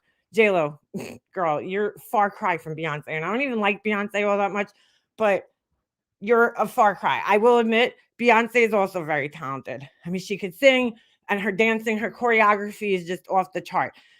J-Lo barely made it to be a fly girl, okay? She tried out like 5 times before she actually made it. But all those songs that she did, for instance, there's a few of her songs where she's not even singing. It's it's like a Milli Vanilli all over again, and it's crazy that it's acceptable these days because Milli Vanilli got like crucified for lip syncing, right? But J Lo is basically Milli Vanilli because a lot of the songs that she's in, like for instance, the song that she did with Ja Rule called "I'm Real," that's not even her vocals. She's not even singing. That's Ashanti. Ashanti wrote all the vocals and performed the vocals, and then J Lo got the song. Because what was happening at the time was like J Lo was like up and coming, whatever, and they were trying to find. She was supposed to be like the Mariah Carey competitor. Tommy Mottola, who's the head of Sony Entertainment and who is Mariah Carey's ex-husband, was basically trying to destroy Mariah Carey. So he was trying to find other women to promote and bring up to fuck with her.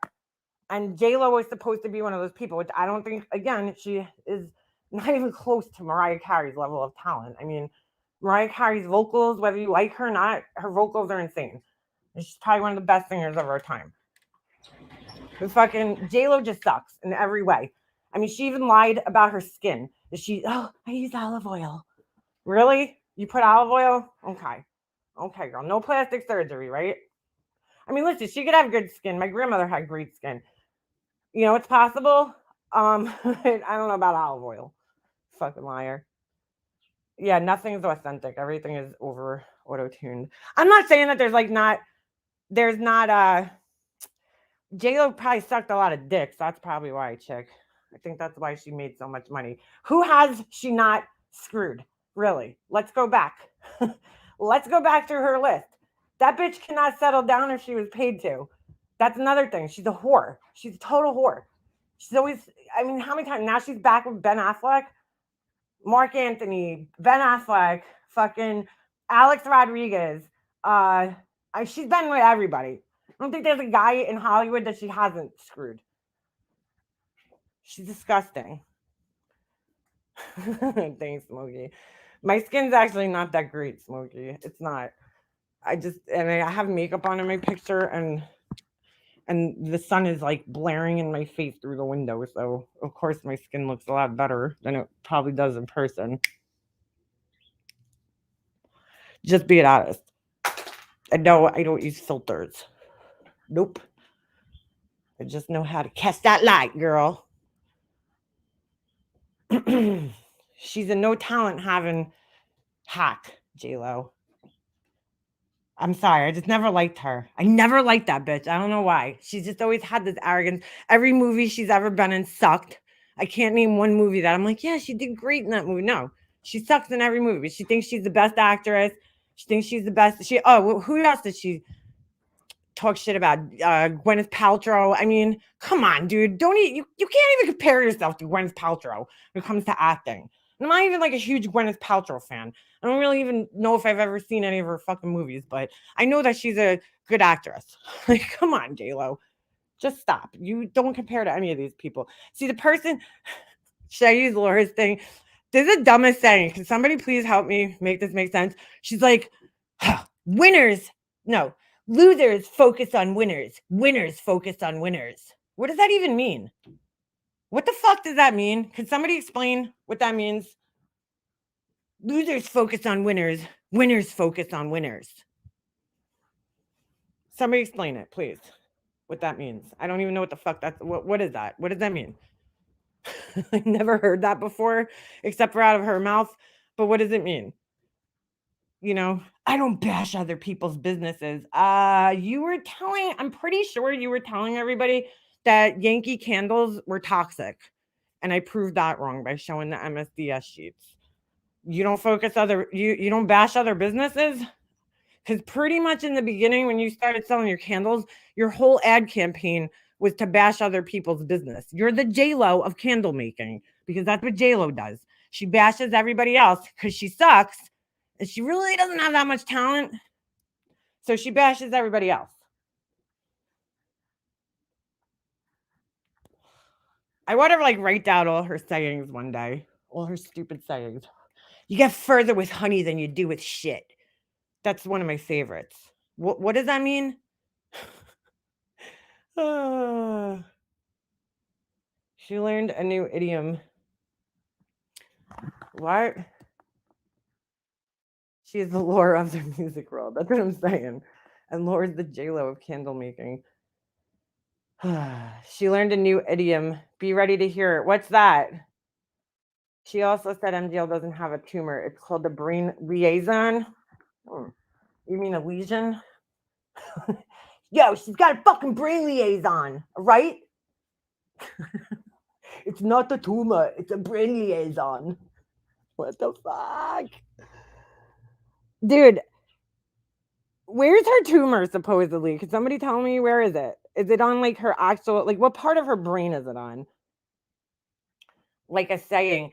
No, but Carly, like what is the saying? Is it the one I just said? Winners focus on winners, losers focus on winners? Because I don't know what that's supposed to mean. Not really sure. Because you're basically when you're saying that, I don't know, dude. I don't even know what the fuck that's supposed to mean. Never mind. I can't even make my brain just fries when I fucking think about what that even is supposed to mean. Like, is it metaphorical for something? In her fupa, in her fupa. It's on her neck. It's her whole neck. My favorite one, she says, if I'm a loser, it must mean I'm a loser. Yeah. Yeah.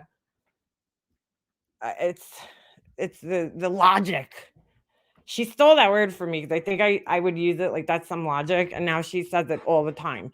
But she uses it for everything. A lesion, yeah, not a liaison. That's like somebody who acts as like a middleman, isn't it?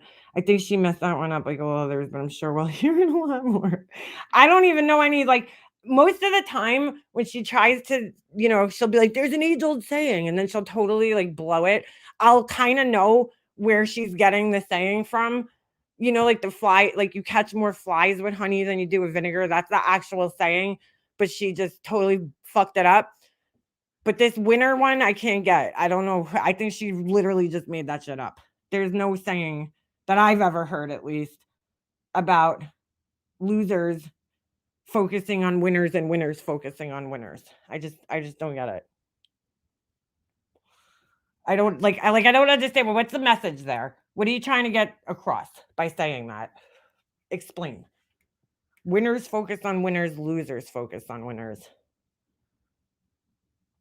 I think she has a liaison on her brain. I think she needs a liaison for her brain. She's gonna use that excuse in court. Hold on. My mom is. Oh, hold on. Oh no. Oh geez, Mercedes girl. All that soy inside our home is not healthy for any of them. No, soy is actually extremely unhealthy because it produces estrogen dominance in people. So yeah, you don't want to have that much soy around. Soy is actually not really that good for you, believe it or not, because we have way too much estrogen in men and women are producing way too much estrogen from the hormones that are being fed to animals and from soy products. Like, I don't know why she thinks soy is all that great because it's really not. Soy is toxic. And fragrance is toxic too. I don't know about the fragrance, but I do know that soy is not really good for you. People call her a winner, and that's why everyone is focused on her. And it's funny because like nobody's been talking about her. Nobody. In a young boy. Well, that's why some boys have like breasts because they're too much estrogen. Soy's not really good for you. Hence the expression soy boy. I never heard that, Smokey. That moose knuckle is scary. I've never seen anything like it in my life. Sorry, I'm just scrolling up to read chat here. I think Laura's hoping people call her a winner. Yeah. She's hoping something. She finds herself a quote and becomes a scholar. And then she just says things like, my business is nobody's business, but it is, dude. You're selling shit publicly. Like, how, I don't know, how many times do you have to like be told this? Like, if you're doing something publicly, a business, every business is open up to criticism. Every business out there, but don't say that you've never talked shit about other people's businesses, because I've heard you, telling people that other candles are toxic.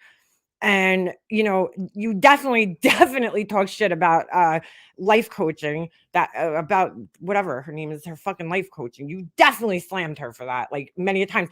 I believe it was her whose channel she allowed somebody to come on, and two people to come on and talk shit about the life coaching business. So what are you talking about, dude? Stop lying to these people, Laura. Just stop. You're lying, and these lies could easily be disproved. The bearded lady, the Billy Goat breath. I just don't know. I hear about this brain tumor all the time. I just don't know where it is. Oh my God, thank you. Who just said that? Hold on, I lost it. Soldier, yes. She always used to be like so grossed out by people that smoked, and now she's smoking cigarettes, I heard. I'm like, what? I think I wrote that under like one of the clip channels. I was like, and could you please tell me, because I heard this on Savage's the other night when Savage was playing her live, who's really said worse things than her about people? I could think of a few people, but none of them are people that she's probably referring to. But I haven't really heard anybody saying worse things than what she has said. No, not many. Not many.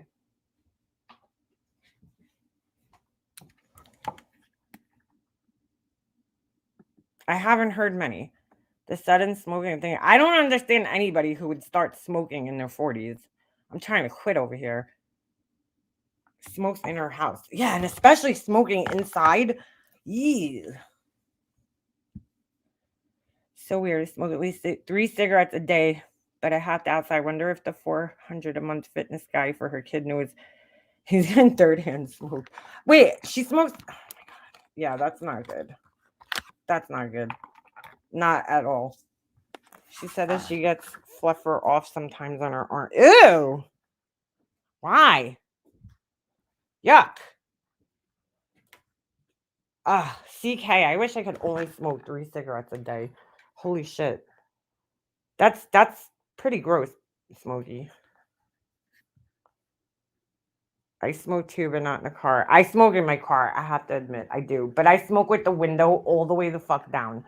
I always have my window down in my car. I don't know. I'm weird. I don't like I don't like having the windows up. I feel like claustrophobic. So unless my kid's in the car, then I have it up because he complains all the time. But if I'm in the car by myself, my window is like wide open, even if it's like freezing out. I don't care.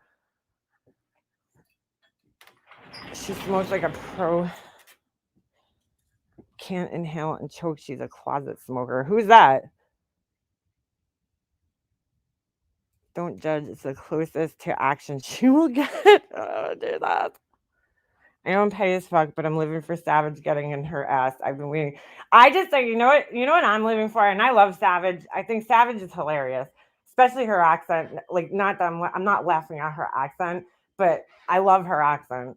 I just think it's so cute, and like, it's so funny to hear somebody so hardcore with that accent, like that sweet kind of accent that she has. She's got like a sweet voice, but not like overly sweet like some other people's, where it's like phony, you know what I'm saying? But her laugh and everything, and then but the way she gets on people is fucking hilarious. I just think it's so funny that these women, like, all right, Marissa walked up to Benny and was like, "Come on, hit me, bro, hit me." Dude, listen, I could get loud with any guy. A guy is not going to hit you back. I want to see you take that same energy that you used with him and use it with Savage. I want to see that same energy, girl. You ain't about that life. If you can't bring it to Savage, she will not even acknowledge Savage, which is so weird to me. She really won't. She won't acknowledge her. And I find it funny. Why won't she acknowledge Savage?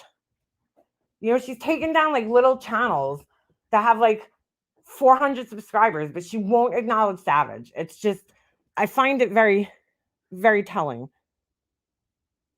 Yeah, Mallory's pretty good too. I mean, I've been on the receiving end of her roasting back in the day, but I listen to her now and she's funny. She is. What's wrong with her pupils? One is bigger than the other. Judge Wheatus, if you're talking about Laura, I keep hearing people say this. There's nothing wrong with her pupils. It's because she wears those stupid contacts. And what happens is like when her eyes are turned at certain angles, because the contacts are like exposing more of her pupil. Does that make sense? Because the contacts don't fully cover your pupil. So if you have dark eyes underneath it, hey, gone girl. If you have dark eyes underneath your contacts or darker, it's gonna expose it when your eye is turned at a certain angle. So it's like an illusion. It's making her pupils look bigger, but they're not. They're probably the same size.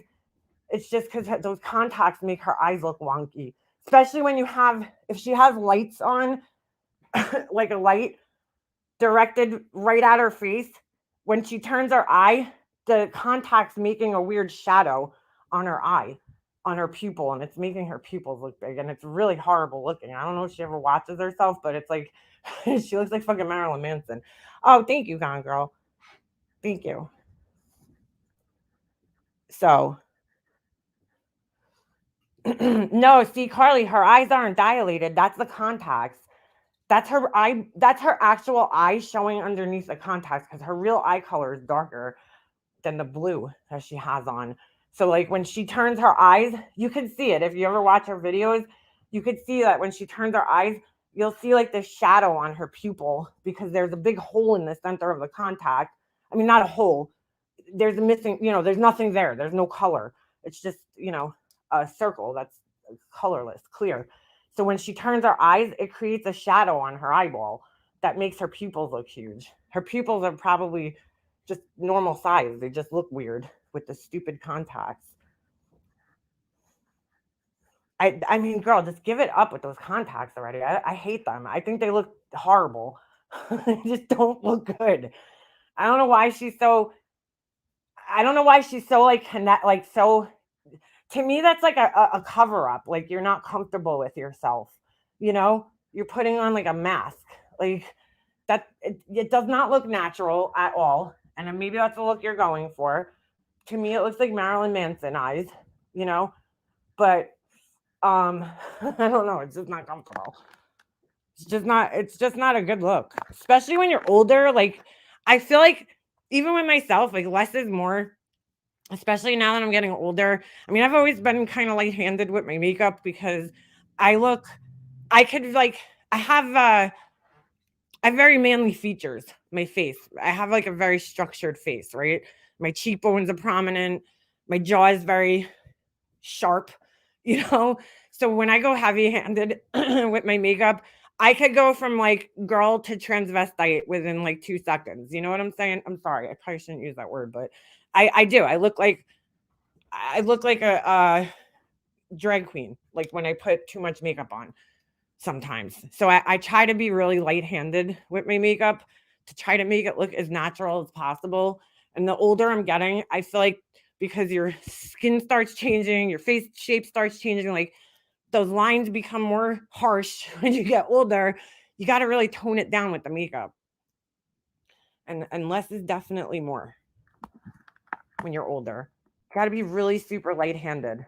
Dark colors, all that shit ages you in my opinion. I try to keep my colors real neutral. I don't wear bright colors. I don't wear dark color, like super dark eyeshadows, because I feel like it makes me look older than I am. So I've been really trying, especially don't do heavy eyelashes. They just weigh your eyes down and make you look crazy, make you look fucking wonky. What was that? Fun. Yeah, I do have a chiseled jawline. That's what I'm saying. So, like, if I go too heavy with my makeup, I can definitely look like a man. Uh, you know, definitely look like a man. Yeah, she looks like Marilyn Manson. Like, I just like I. That's what I'm saying. Like, take the contact. Like, I saw a picture of her on her Facebook years ago where she has natural brown hair. no contacts in. It's just her real eye color. She has like no makeup on, and she looks beautiful. And I just don't understand why she like. I don't know. I don't understand like why she doesn't see that without. I don't know. Even myself lately, like I feel like I look better with less makeup on. I just do. I don't know. As I'm getting older, I feel like I look better with less makeup, like more subdued. I don't know. It's too much with the contacts and you know, the heavy black eyeshadow on the ends and the thick, thick, thick lashes. Like, get like a more natural. I'm not saying don't wear, false lashes. You can. I see older women wearing them, but like put more natural ones on. Not the demi wispies. They're a little heavy. Those are for like 20-year-olds, who have like perfect skin. I agree, Paige. I hate Marilyn Manson. No offense to anybody who likes him. I'm just not a fan. Never was. He's really creepy looking. I just don't understand why you want to walk around looking like that. I mean, to each their own, but it's just not for me. I'm not into looking like it's Halloween every day. Call me crazy. I'm waiting for my sassy chair to be delivered. What's that, Mallory? I want a sassy chair. I gotta say, I'm fucking jealous. That guy, Dollar Store Oni, that goes on Marissa's panels. Dude, I am so fucking jealous of his chair. I want that chair. I want to know where he got it, and I want one. You guys see his chair? I don't know if I can find like a picture of it, but it's so cool. It's like an old Gordy, but I like it because I'm fucking Gordy. I'm Italian, for fuck's sakes. Of course I'm Gordy.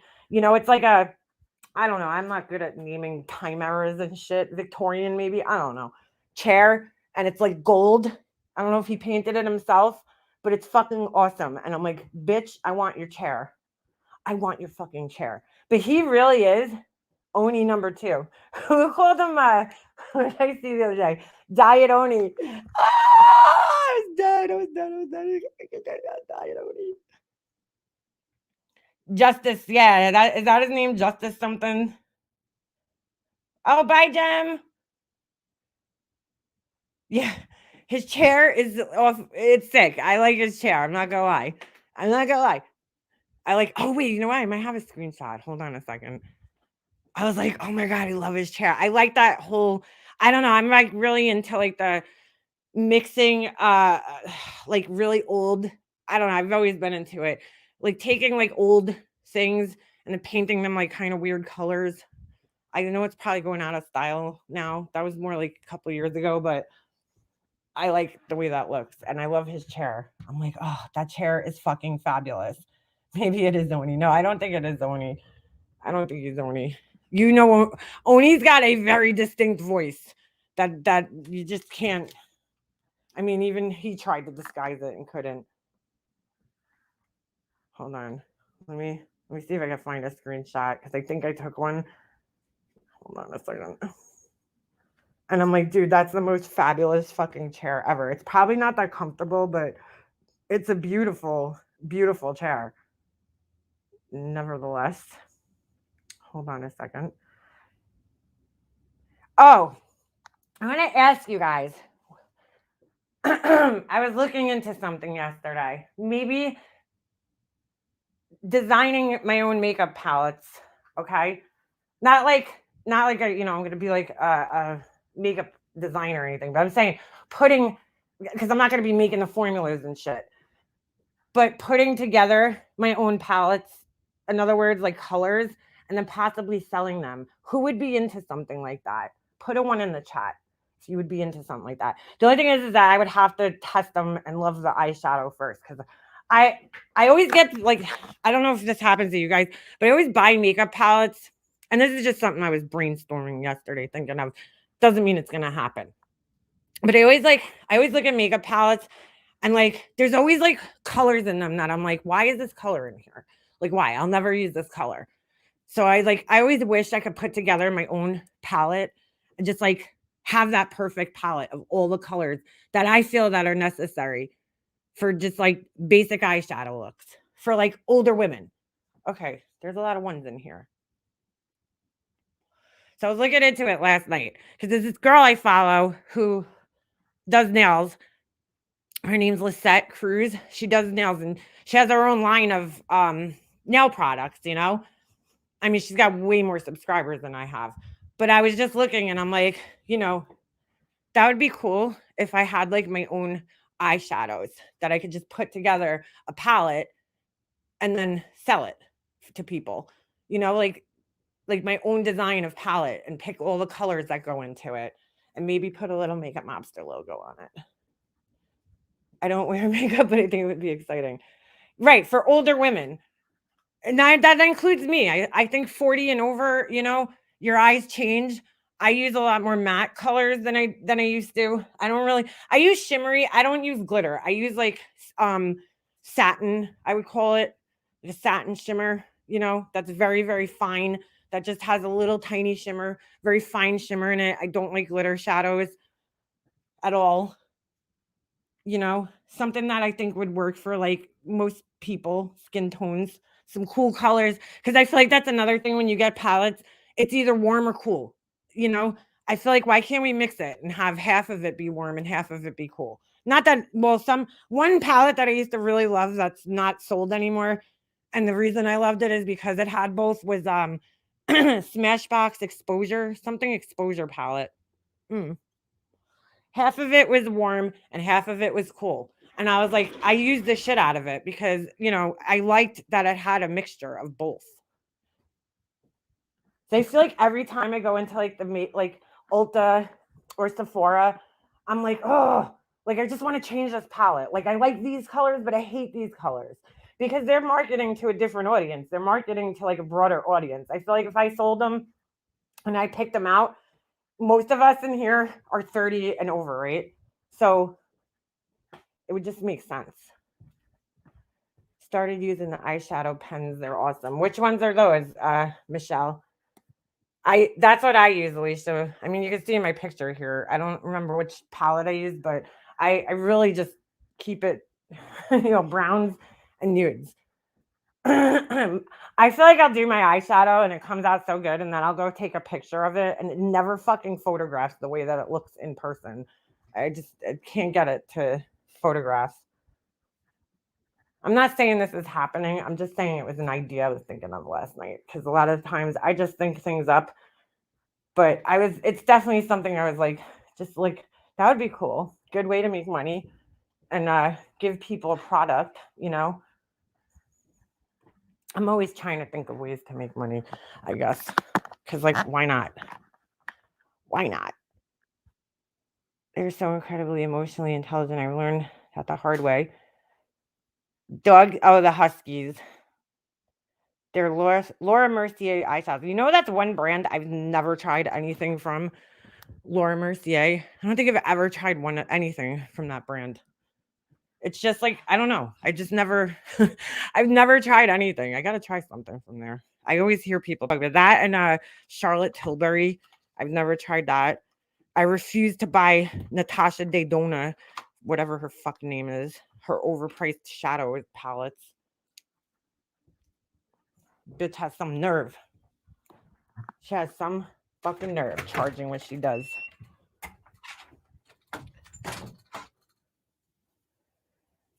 I gotta try those though. Mobster Star. See, no, I'm not gonna be like Jeffree Star or anything. No. When you get older, it's just, you know, less is more, I feel. When you're young, you could go all out and do all the crazy eyeshadows and all that. Yeah, photography is not stable enough. It's very hard to like, even when I'm taking with my camera, right? And my good lens, it's very hard to get the colors to match what you're seeing in real life. It's really hard. People don't realize that. You know, you have to like play with all the settings to get things to like match up to what you're seeing. Like you could take a picture of the sky and it could be totally blown out and you don't even see the blue in the sky.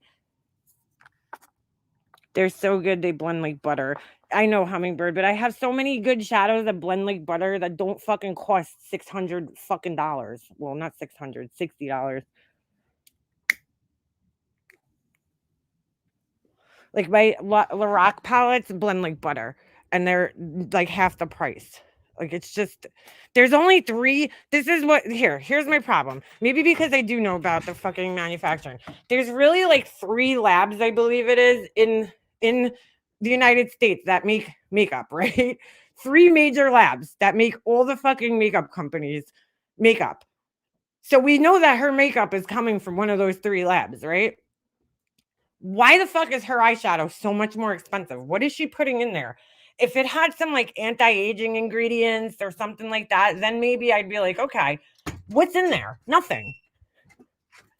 I can't stand when products are overpriced like that. That to me is just absurd. Like, it's just overpriced. You're paying for her fucking name at that point. I don't think I mean, I've never tried them, but I know that I have some really good quality eyeshadows that don't cost that much. And like, any reviews I've watched of hers, for instance, what's her name? I can't remember her fucking name. Christy. Oh, Raw Beauty Christy. I trust her opinion more than probably any other YouTuber out there. Guru, whatever the fuck you want to call him, influencer. Nowadays, that's a new word. It used to be guru, now it's influencer. I trust her opinion more than anybody's. And she said that they're good, but like not worth the price. Like, she has other eyeshadows that are just as good that don't cost that much. It's just overpriced to me. So that's why I refuse to buy them. I just turned 40, but I think I am 20 and feel 95. Oh, happy birthday, Angela. I just turned 42 last year. I'm going to be 41. I think I'm actually more upset about turning 41 than I am about turning 40. Because at 40, I'm like, yeah, I'm still in like my 40. Like, I'm just in my 40s. Now I'm like, fuck. Now I'm going into my 40s. Like, I'm diving in. You know, I just got to like the edge of the pool. Now I'm like putting my fucking toes and my knees in. You know what I'm saying? And then like once I get out on the other side, I'm gonna be 50, and that's fucking scary to think about. Once I swim that lap through the 40s and get to 50, that's when I'm really gonna start freaking the fuck out. That's why when I brag, Marissa. All right, I'm gonna show you guys this right now. Hold on a second. Let's do a little education. I'm gonna show you guys L'Oreal. We're gonna go to L'Oreal's Wikipedia page first.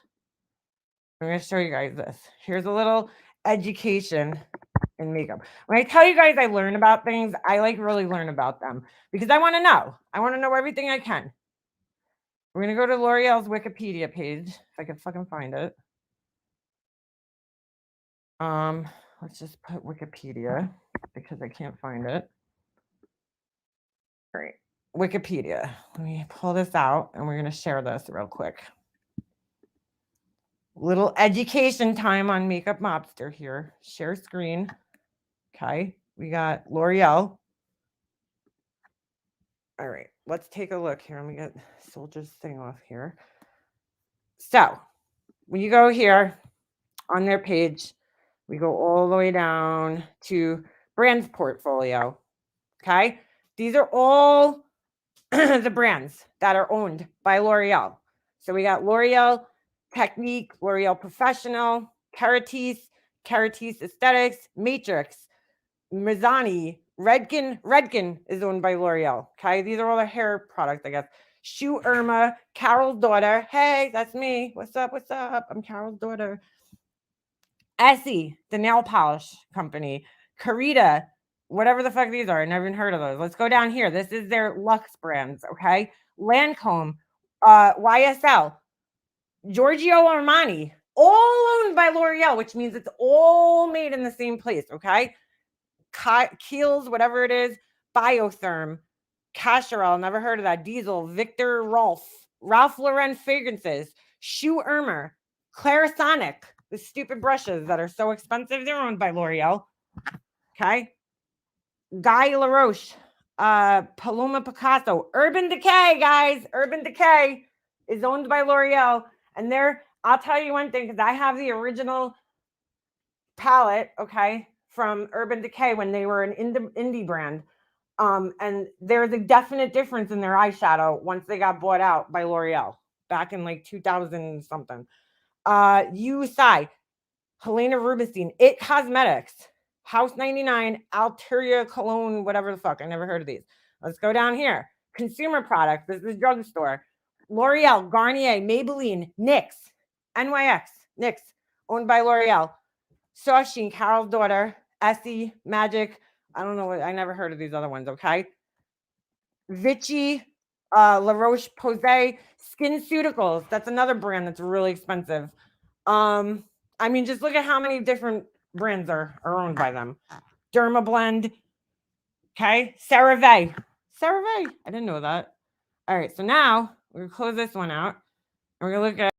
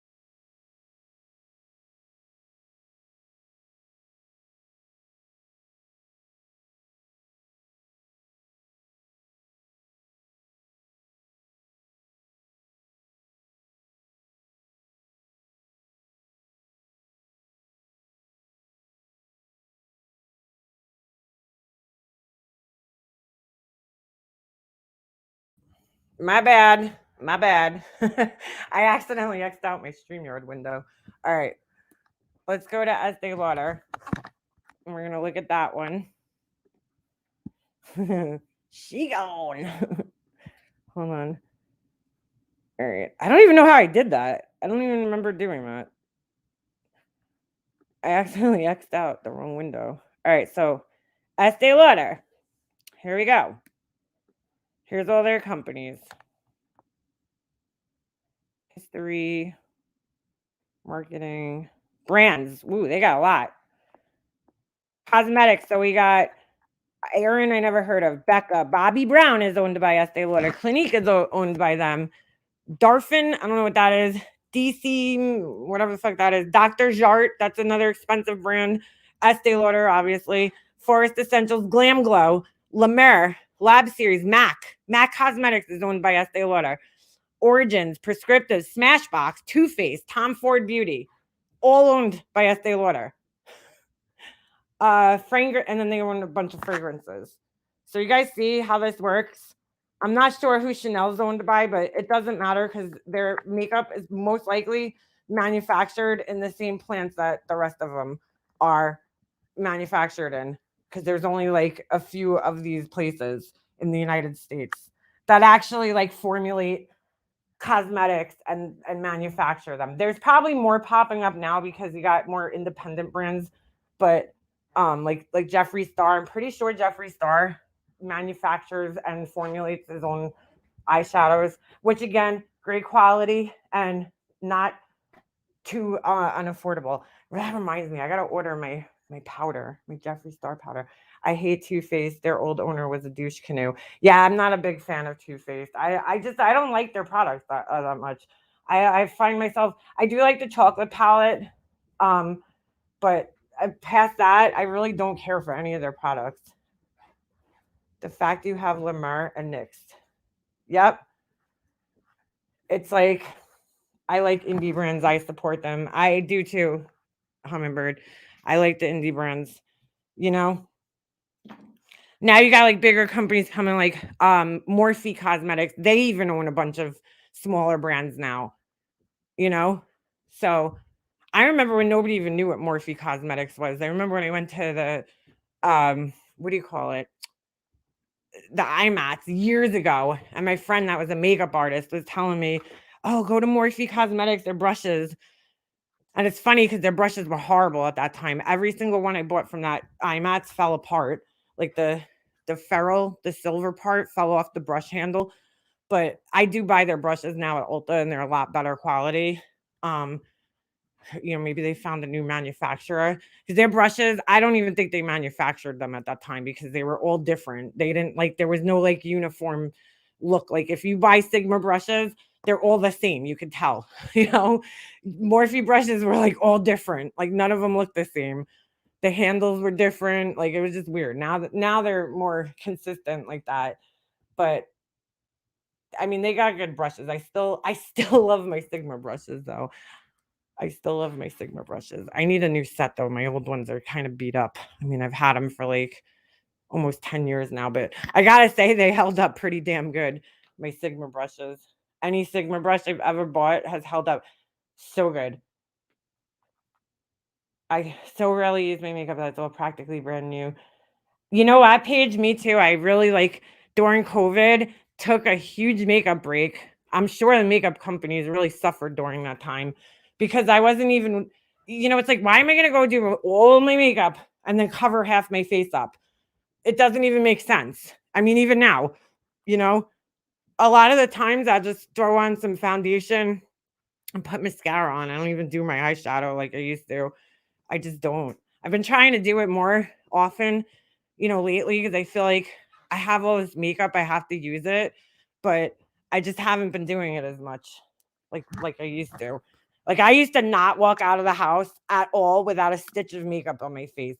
My husband like still thinks I'm like that. And I'm like, Chris, have you not noticed? Like, I don't like wear as much makeup because it used to take me like fucking 2 hours to get ready because I'd sit there and do a full face of makeup every time I left my house.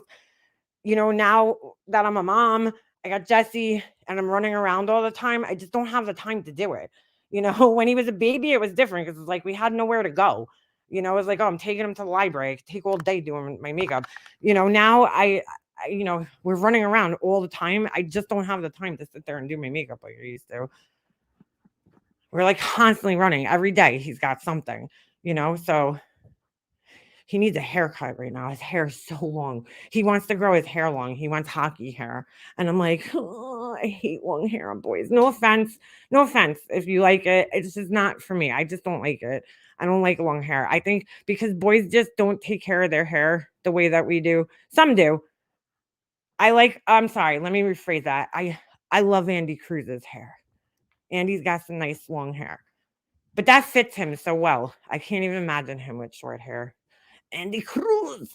But you know what I'm saying? Like, I don't know. On little boys, I just don't like long hair. I just don't. I like a nice, neat fade.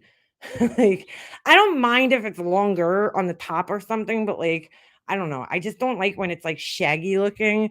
Like, I remember like the Justin Bieber days, where all the boys were growing their hair, like, and it just looked like so messy and shaggy. And I'm like, no, like, that's just not a look. They looked like they had like bowls on their heads. Like, they'd have like the hair, like the bangs with the little flip. My nephews had their hair like that. And I was like, ugh, like it looks so greasy. I don't know. I'm just not into it. I don't like long hair on boys. My son's hair is so long right now. He wants it just sticking out of his helmet. And now they're doing mullets again. They're fucking doing mullets. I told my son, I'm like, I don't care, dude. You could hate me for the rest of your life. He's going to be like 30 and be like, my mom wouldn't let me get a mullet. Well, you're right. I won't. So it's not happening, dude. Sorry.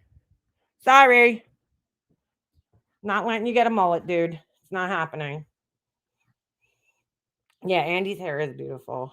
My son went to long hair as soon as he hit. My brother had long hair when he was like in high school. He shaved it on the sides. It was just long on the top, and he used to put in the ponytail. I think like how many guys in the 90s had that? Like the fucking Rico Suave look, with the it was shaved like all around, and then the top was long, and I hated it. He looked so weird. I just like, but his hair was beautiful. He had the most beautiful hair when it grew out. It was like thick and it was like shiny, black and shiny, and it was really nice. But I could not fucking wait for the day that he wanted to cut his hair. I was like, dude, just I wanted to cut it in his sleep. I don't know. I just hated it. And he finally one day was like, I think I'm gonna cut my hair after high school. And I was like, thank you, Jesus. And I'm like, can I do it, please? And yeah, he let me do it. He let me cut his ponytail off. It was like the best day of my life, just putting the scissors through that fucking ponytail. My son has a mullet. It actually looks good. But Hummingbird, is it like the traditional mullet, like with the tail, with the rat tail? Or is it just like shaved on the sides and a little longer in the back? Because that I'm okay with. What my son's doing right now is like this kind of V. I don't know what you call it. It's kind of like a faux hawk mullet, I guess. That's what he wants. But right now, I let it grow like really long so that when we go back to get it cut, it'll actually look like the haircut that he wants. Because last time we went, his hair was still too short. So now he's got like the little tiny baby tail at the bottom. He's like so excited. He just wants it to be sticking out of his hockey helmet. Like that's all he cares about. Every time he has his helmet on, you see him like pulling at his hair in the back to see if it's like sticking out yet. I'm like, oh my God, this kid, I can't. Yeah, see, that's what it is. The rat tail. I don't mind like the shaping of it, like where it's a little longer in the back. It's the fucking tails that I can't deal with. You know, it's so funny too, because like 2 years ago, I showed him my yearbook from when I was like in 3rd grade, and my best friend Doug, he had the sickest mullet, dude. He had the spikes. Do you guys remember that? Like it was like probably around the same time when the flat tops came in, you know, so everybody had like a flat top. Like they would just spike the hair straight up and like then just shave it. It was like the Bart Simpson hair, you know? It was like when Bart Simpson came around. And it's what he had, but then he had the sick tail in the back too, bro. And my son was cracking up at his hair. He was like, oh my God, look at Doug's hair. And I'm like, yeah, dude, it's bad. It's bad. And now he wants that haircut, basically. He wants that haircut. He thought it was so funny. He's like, oh my God, look at his hair. I'm like, yeah, it's pretty bad, dude. It's pretty bad. Now he wants it. Go figure. I think that from like when I was in high school till now, like hair hasn't changed all that much. I guess it has. I don't know. I guess because, yeah, when I was in high school, it was like the Rachel. That was like the big thing. Everybody wanted Jennifer Aniston's Rachel cut or the Monica, you know, like the short kind of bob that was like super layered. It was like just layer the fuck out of my hair. That's what you did. You went, that shit's all coming back now. If you watch TikTok, they're doing these things called wolf cuts. And it's like they take all the hair and I guess like pull it forward and cut it. And then when you let the ponytail out, it's like just layered to fuck. Like I hate layered hair. I hate it. I want to grow my layers. I don't. Oh, let me take that back. I like it on women that have thick hair. When you have thin hair, layers do nothing for you. Okay, they do nothing. My hair layered, it doesn't do anything. They say that it gives you more volume, but that's bullshit. It doesn't. It makes your hair actually look thinner, if you ask me. Because what ends up happening is by the time you get down to that bottom layer, your hair looks so thin at the ends because there's nothing there. You cut everything into a small layer. So how the fuck does that make your hair look thicker? Maybe around your scalp, but not at the ends. The ends always end up looking really wispy and thin. And that's why I hate it. I've been trying to grow my layers out for the last like fucking 10 years.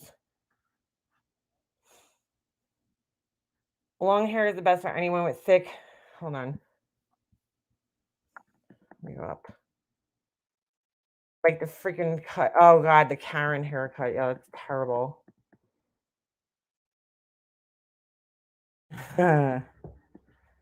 It's the best for anyone with the curls because the weight keeps the frizz to a minimum. That's so true. My hair, I can't even grow it long anymore because I bleach it and it just breaks off half the time.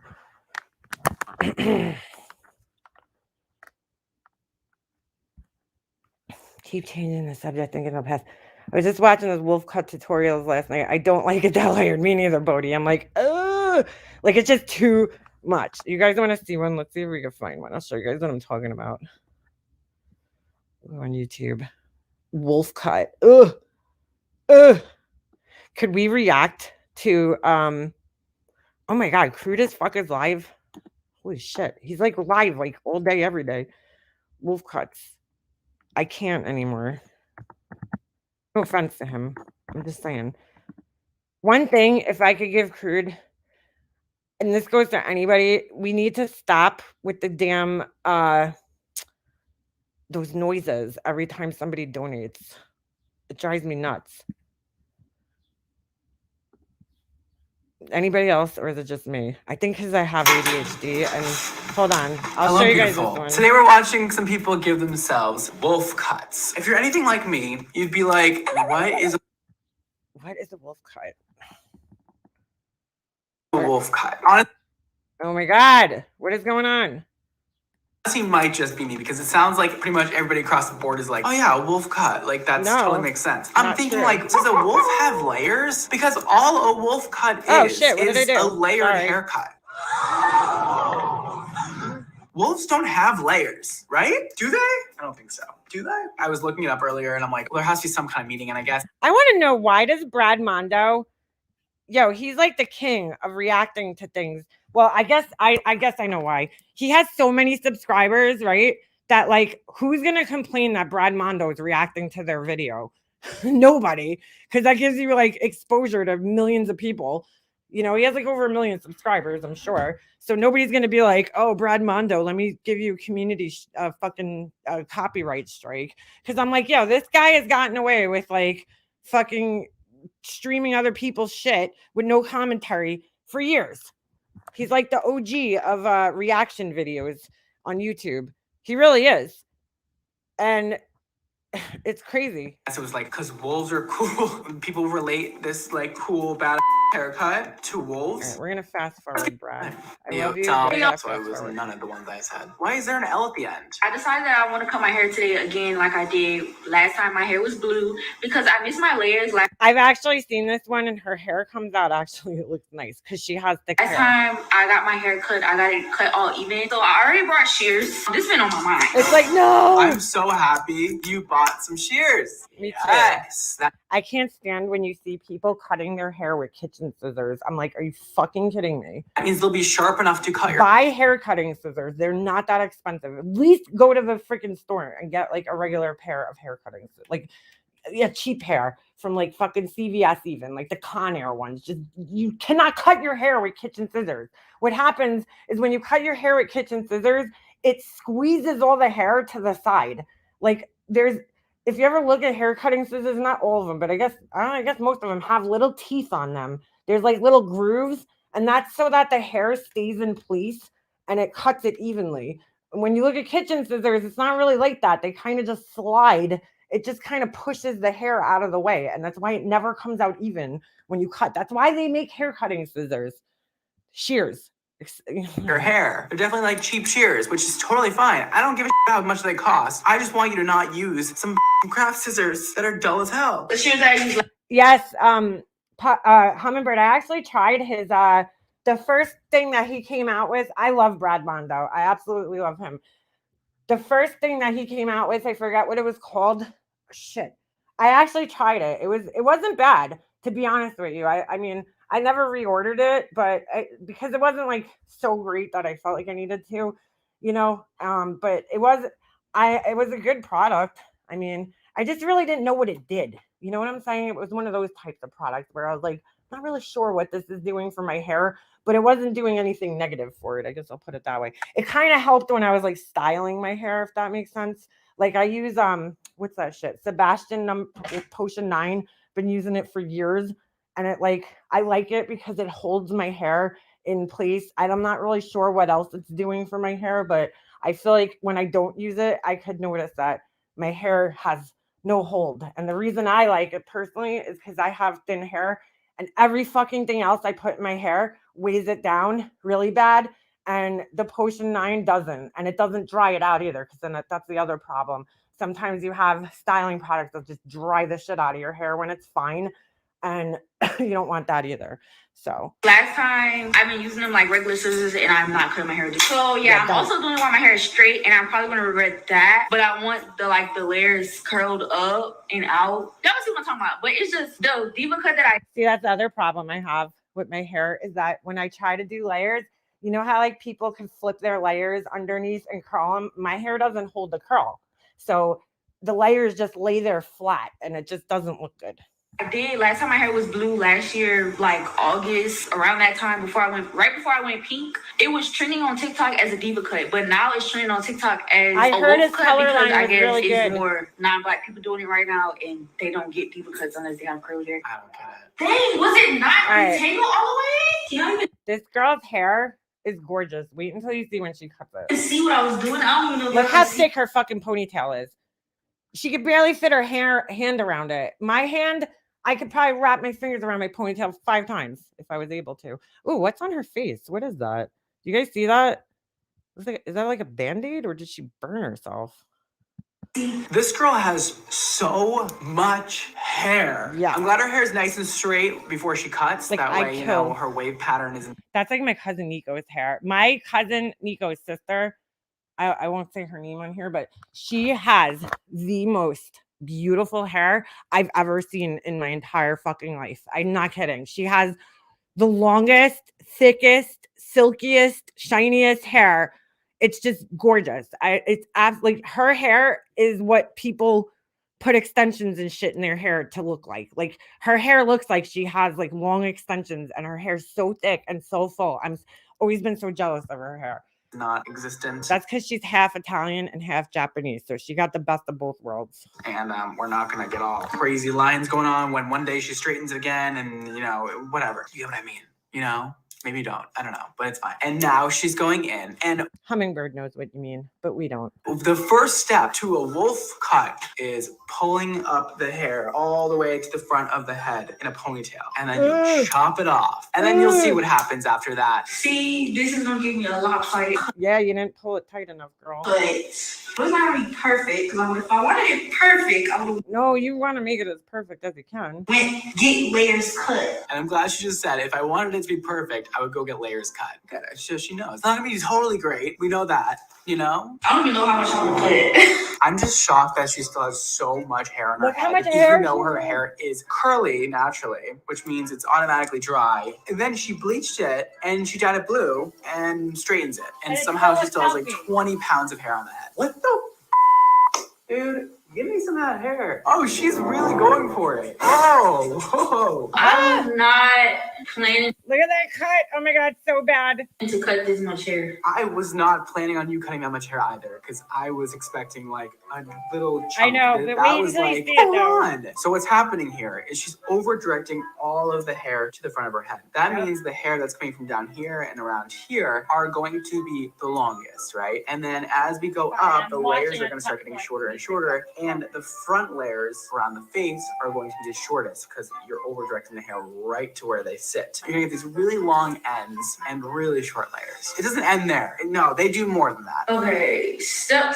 2 is by the ears, which you don't cut as much. Now, I don't have my freaking rat tail comb to get these parts straight, but that's pretty damn straight to me. That is pretty damn straight. Yes. Oh I'm my God. curious to see how this is gonna look curled when I go but wet, because I did have some straight pieces, but some of them were this length. So now I feel like I'm gonna have straight pieces in the back and none in the front. I might end up just cutting the rest off. So like she said, God. the second step is then to take the hair from the ears up and put another ponytail right in the front of your head, like a little unicorn.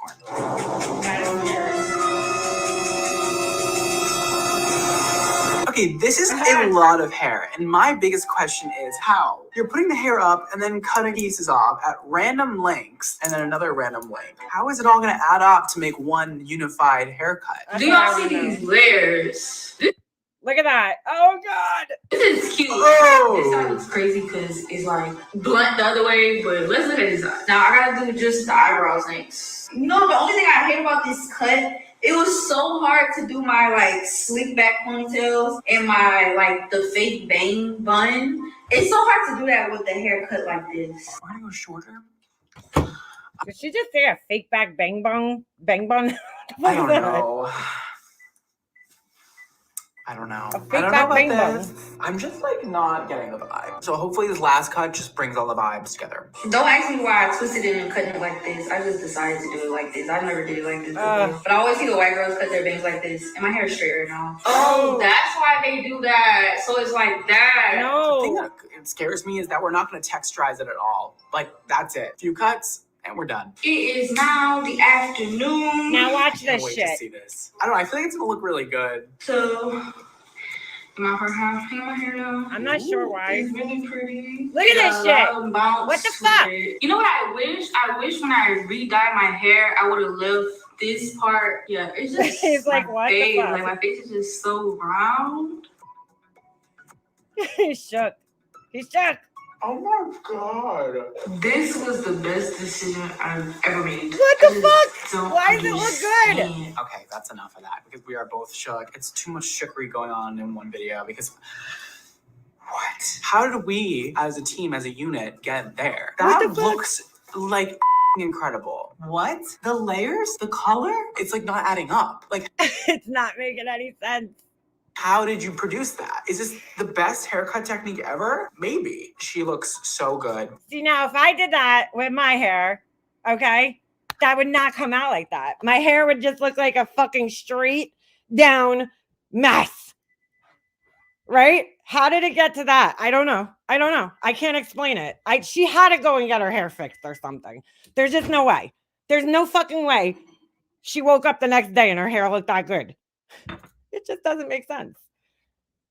I would never do it. You couldn't pay me to fucking wolf cut my hair like that because I'm trying to grow my goddamn layers out. And now it's like, oh, they're coming back in style. Well, that's great. But see how her hair has all the little flippies at the end? I watched this video before. But like my hair would never do that. It would never get those like curls and like look like that. Even if I took a fucking brush or curling iron and, sat there, it would fall out as soon as I touched my hair.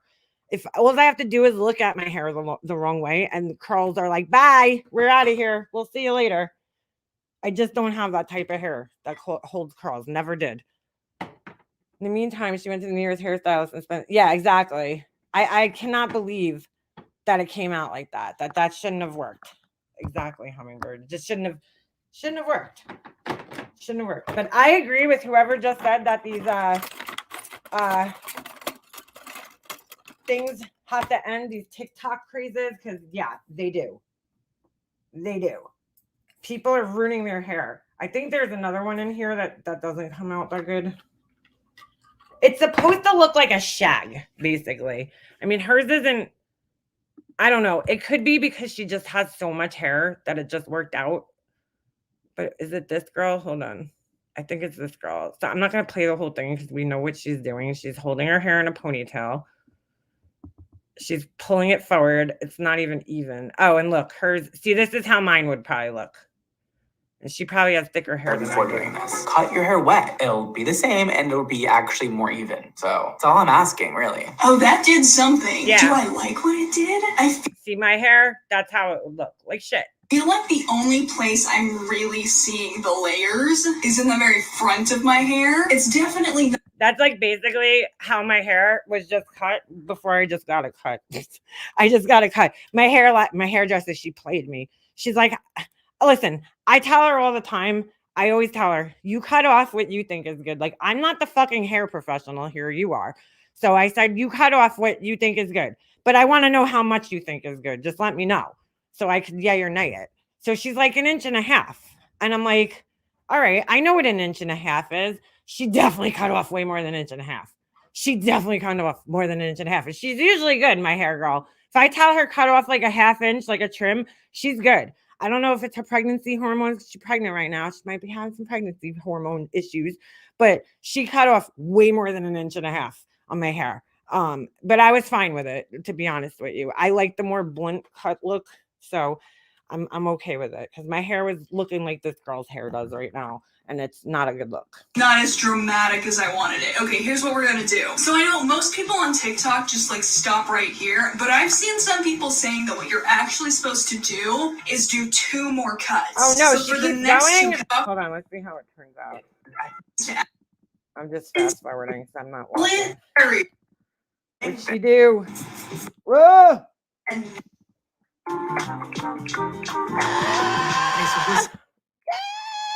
That's all right. You see what I'm saying? That's what happens. My hair does the same thing. So you get like a little fullness here, but then the bottoms look so thin. That doesn't look good. I don't know. Maybe it does. I don't know. I mean, it's not terrible. Oh, whoops. What did I just do? I pressed the YouTube button by accident. I need therapy before and after. The thickness and texture is what decides if a style will work or not. Well, that's the whole thing. That's what like these hairstyles come into Hello, beautiful. style. Today we're watching some people give themselves both. Does anybody else wonder what the rest of Brad Mondo's house looks like? Like, where is he? Where does he get this big, long table from? I've always wondered. It used to be pink. Now it's orange. I don't know. I'm like, where does he get this big, shiny table that he sits at with a perfectly white wall in the background? Because he does this from his house, I believe. I'm pretty sure he films these in his home. Anyway, thin hair can't do heavy layers because it makes it look thinner. Exactly. That's what my hair was looking like because I had, unfortunately have layers in my hair and I just can't seem to grow them out. So I've been trying to. So that's why I told her I didn't care how much she cut off the bottom because like she hasn't really been trimming my layers as much because I told her not to. I'm like, please, let's just grow them out because I'm like really sick of having them because it looks like when you have fine hair, you end up looking like you have a mullet very easily when you cut layers in your hair. It's just not a good look. It's just not. He lives in a really cute apartment. Yeah, did you ever see his bathroom? I want his bathroom. It's so cute. He says it's small, but I'm like, boy, you obviously ain't from New York City because your bathroom is pretty big for a Manhattan apartment. Put it this way. You have room between your toilet and your counter and your shower. If you have enough room to like spread your arms out, you got a pretty big bathroom for a Manhattan bathroom, dude. Because I've been in way smaller apartments than that. Way smaller. My brother's dorm room was the best because he stayed in Manhattan. Literally, like you got out of the shower and you stepped like in the toilet bowl. It was so small, the bathroom. So that's a pretty good apartment for a Manhattan apartment.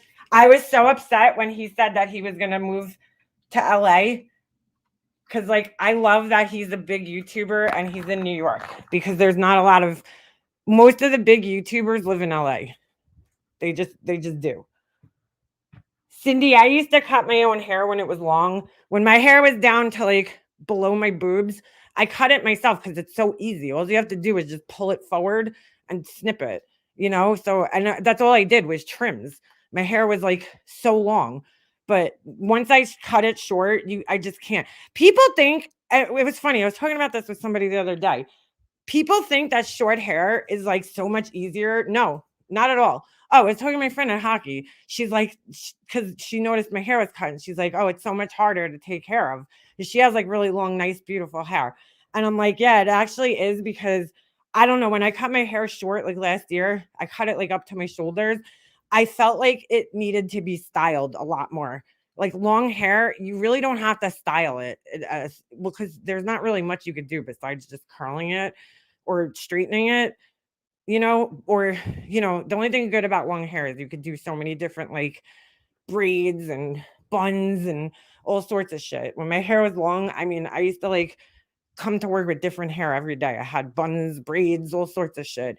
Now I don't really do much, but because there's not much I could do. My hair's kind of short. But like I feel like I just feel like it needs to like be styled more. Like it's more work when I'm blow drying it. It doesn't look good if you just leave it. But then again, I never just leave my hair. My hair always has to be styled. I just don't. You ever see those people? One of my cousins, got a lot of good hair in my family, I guess. One of my cousins, like, I would sleep over, her house or whatever. And like she'd wake up the next morning and her hair would still look perfect. Like, and meanwhile, I'd wake up and like my hair would be all frizzy and like curled on one side, straight on the other side. Like, I'm like, you ever see those people? My best friend was like that too. Like, she would wake up the next morning and her hair would be like perfectly straight still. Meanwhile, like I wake up in the morning and my hair, I have like major bedhead. Like, my hair is like a disaster when I wake up in the morning. It's like all over the fucking place. It's always a mess. I've always hated my hair. I've just always hated my hair. It's horrible. I wish I had nice thin hair. I mean, thick hair. Short hair takes more styling unless it's a pixie cut. Yeah, like when it's like the length that I have it now, like I feel like if I just leave it straight, it looks, well, not that I really have much of a choice, but like I'll blow my hair out and it'll have some volume and then like 5 minutes later it's just flat to my head.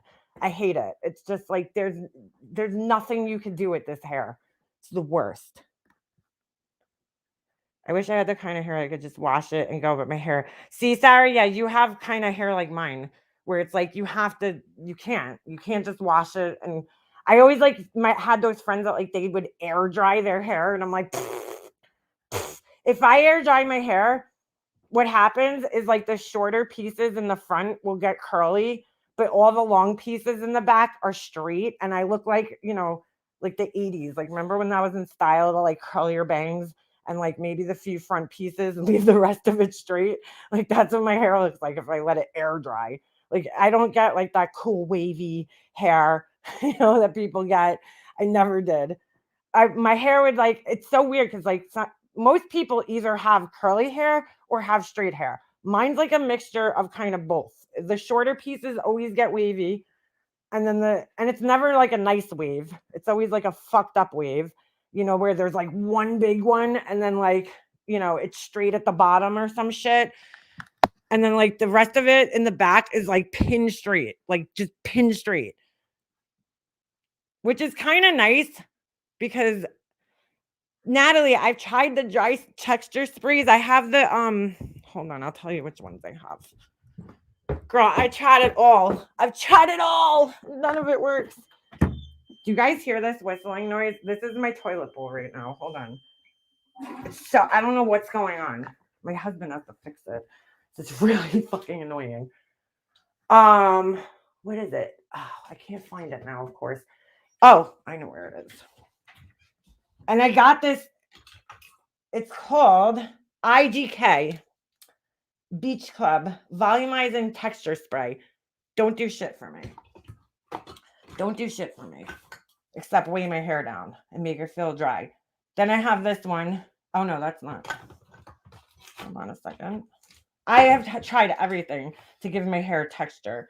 This is some drugstore brand, but I heard it was good, actually. I think Brad Mondo reviewed it, and it's OGX.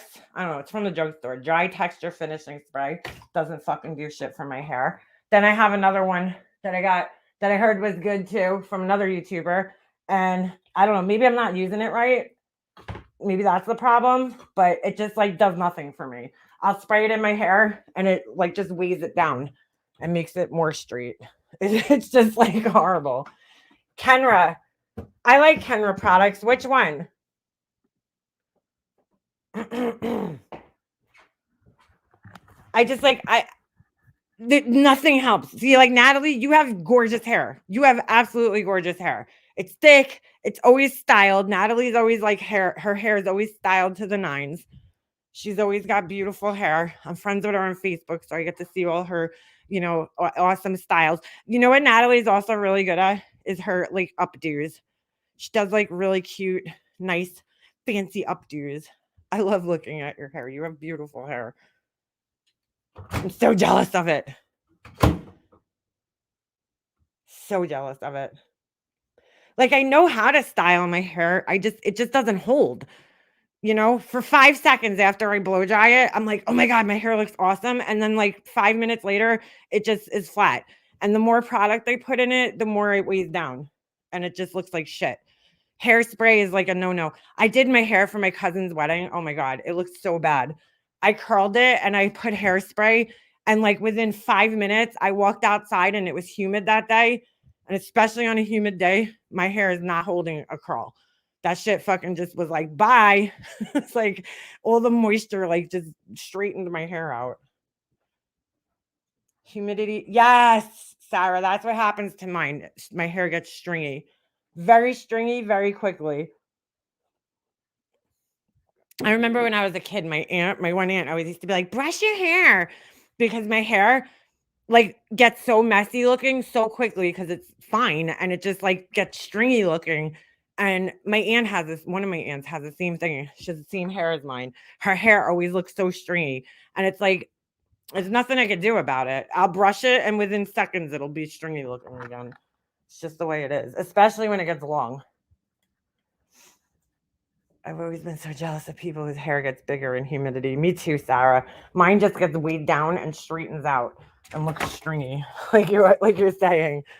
You must have like the same hair texture as me. It's like no volume, no fucking no matter what I do, I've tried everything. Like they say to like blow dry in the opposite direction and then like flip your hair. And I've done that. That doesn't help. It does for like 2 seconds, but then it just fucking falls flat right to my fucking head. I've tried not using any products at all because really products don't make any difference in my hair because it's so slippery. I think most of them just comb out anyway because I have like my hair is so soft when you feel it. There's no texture to it. It's very like slippery, if that makes sense. Like if you take like a little chunk of my hair, it just slides. Everything just slides right off of it because it's like silky feeling. It's so fine. Nothing sticks to it. There's no texture for products to stick to. It's like taking like spaghetti. Like people always wonder why they put the little grooves in like rigatoni. It's so that the sauce sticks to it. You ever notice if you take ziti and you try to, that's why you mix it with cheese so the sauce sticks in there? Because when you put just ziti by itself that has no ridges on it, the sauce don't stick to it. The same concept with hair, I guess, because my hair has no texture in it. Nothing's going to stick to it. I hated my hair when I was younger. I wish I had. My hair was actually a little, well, obviously thicker when I was younger. But since I bleach it, I probably shouldn't because, it's blonde. But I don't want to look like Morticia Adams, which is what I end up looking like when I have dark hair. Like some people I think of who have extremely dark hair. Like I don't like that. My mom kept telling me that she hated my hair dark. And I'm like, but this is my natural color, Mom. Like I dyed it, but I dyed it my natural color because when my roots grew in, I couldn't tell the difference between my roots and my hair when it was like basically a dark brown. I would dye it. My hair always looked uniform except for my grays that started coming in. So my natural hair color is almost black at this point. When I was younger, it was like a reddish brown. It was actually a really pretty color, but it got darker and darker. My mom always used to be like, "You look like a bitch. You look so severe." That's what she always used to tell me. So I lightened it and she liked it better, lighter. But I probably shouldn't. Sarah, that's the same thing that happens to mine. That's why I just got my hair cut because it was like I probably went the longest I've gone in years without a haircut. I don't know. The last time I went to see my girl, I think it was I want to say September. I hadn't had a haircut since July. So I went from like July till just like 2 weeks ago when I got my hair done again. With no haircuts. No haircuts. So it's like a good like 6 months. And my hair looks so stringy at the bottom. Like it just looks so thin. Especially because they bleach it. And now you bleached your hair too, Sarah, right? I think you dyed it blonde. So you're gonna have the same. I really baby the shit out of my hair too. Like I don't abuse my blonde hair. I know how to take care of it. Oh, Cindy, I live for dry shampoo. Live for it. I just bought one. It was the first one I ever tried in my life. It was the Bedhead Rockstar dry shampoo. I bought it and then I realized why I probably never bought it again because it makes your hair very crunchy. I don't know. I don't like the ones that do that or heavy feeling. I like my favorite dry shampoo ever is the one by Dry Bar. Is that what it's called? Dry Bar? Hold on. Ooh, my fucking computer is about to die. I think it's called Dry Bar. That one's the best, especially if you have fine hair. They make one actually that's they make one that's I think for fine hair. Hold on, I'm just unplugging this so I could bring it outside. But I love dry shampoo because I cannot wash my hair every day. If I washed my hair every day, it would be so dry. So dry. So I like to use dry shampoo on the days that I don't wash my hair because I just can't.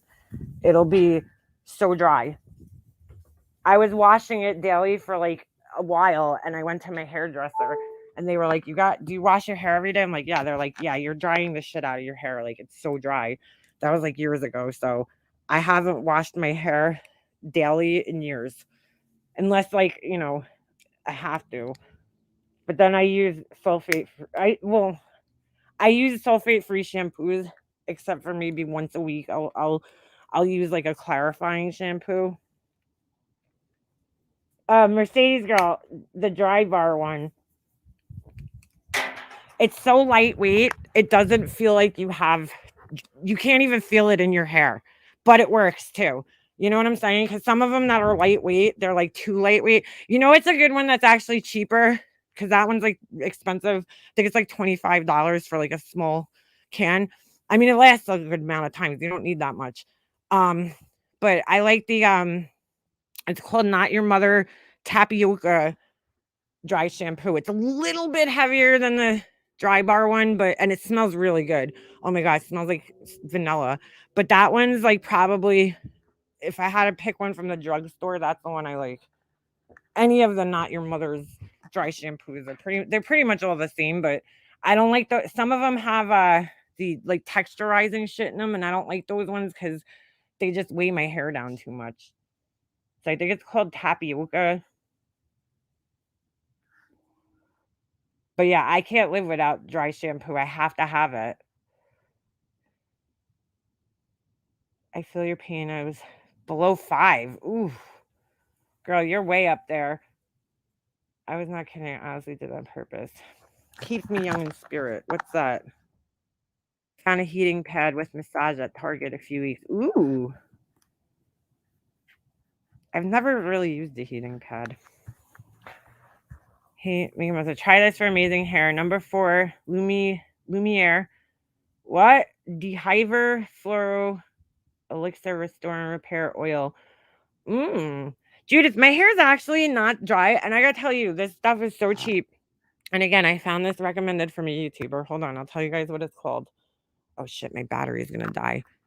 All right, I think I know the name. Let me see if I can find it on here. I'll show you guys. Dude, this shit has lasted me years. I love it. Fluido. Yeah, this is it. Oh my god, dude. I don't know what the fuck, but this shit's amazing. I'll show you guys. And for me, again, I can't put oils in my hair because they really weigh my hair down and make them very heavy. So I really try to stay away from oils, except Moroccan oil. That doesn't really weigh my hair down that much. But this one, dude, I'm telling you, like, I've tried a lot of different oils, and this is the only one that doesn't totally fuck my hair up. Like, it's called Orofluido. I don't know. Somebody recommended it somewhere on YouTube, and this shit's so good. It's just amazing. And I bought it off of Amazon. I mean, look at the reviews. It's got 5 stars. When do you ever see that? 5-star review on something with 400 reviews. Like, that's pretty damn good. And dude, I bought this bottle. I mean, when did I start bleaching my hair? I'm trying to think. 2015. I haven't even gotten down to like the fucking D yet, and I use it all the time. Like, you only need like a very little amount of it, just enough to cover your hands, and then I just like comb it through my hair, and this shit moisturizes the shit out of your hair. It's just, I don't know what's in it, but it's really good. It's a really good oil for your hair, and especially, I mean, I can recommend it to people that have you know, dry hair or fine hair rather, because it says skin type. That's so weird. Dry. I guess you could use it on your skin too. But whatever the fuck it does, it works really good for me. So I like this shit. Whenever I use it, like, I can just feel my hair feels so much softer.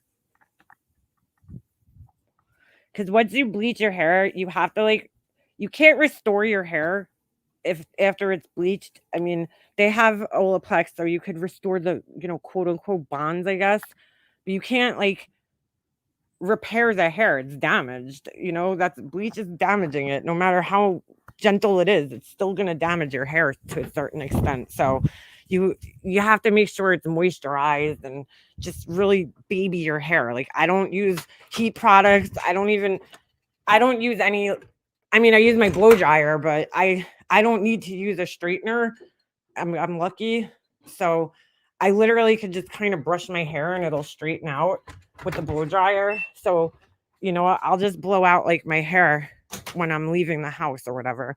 It takes me 2 seconds. I just kind of blow it out with a brush and a blow dryer. And like, I use a curling iron sparingly. Maybe like once in a blue moon, I'll use it. And to be honest, my hair color looks, I personally feel when your hair is highlighted, it looks better curly, but I don't want to kill my hair by curling it all the time. The heat is terrible for your hair.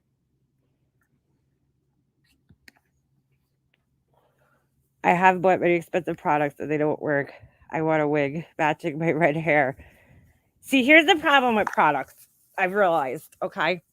Because I would do the same thing. I would be like, oh, this product doesn't work and this product doesn't work. It's not necessarily that they don't work. It might be that we're not using them right. You know what I'm saying?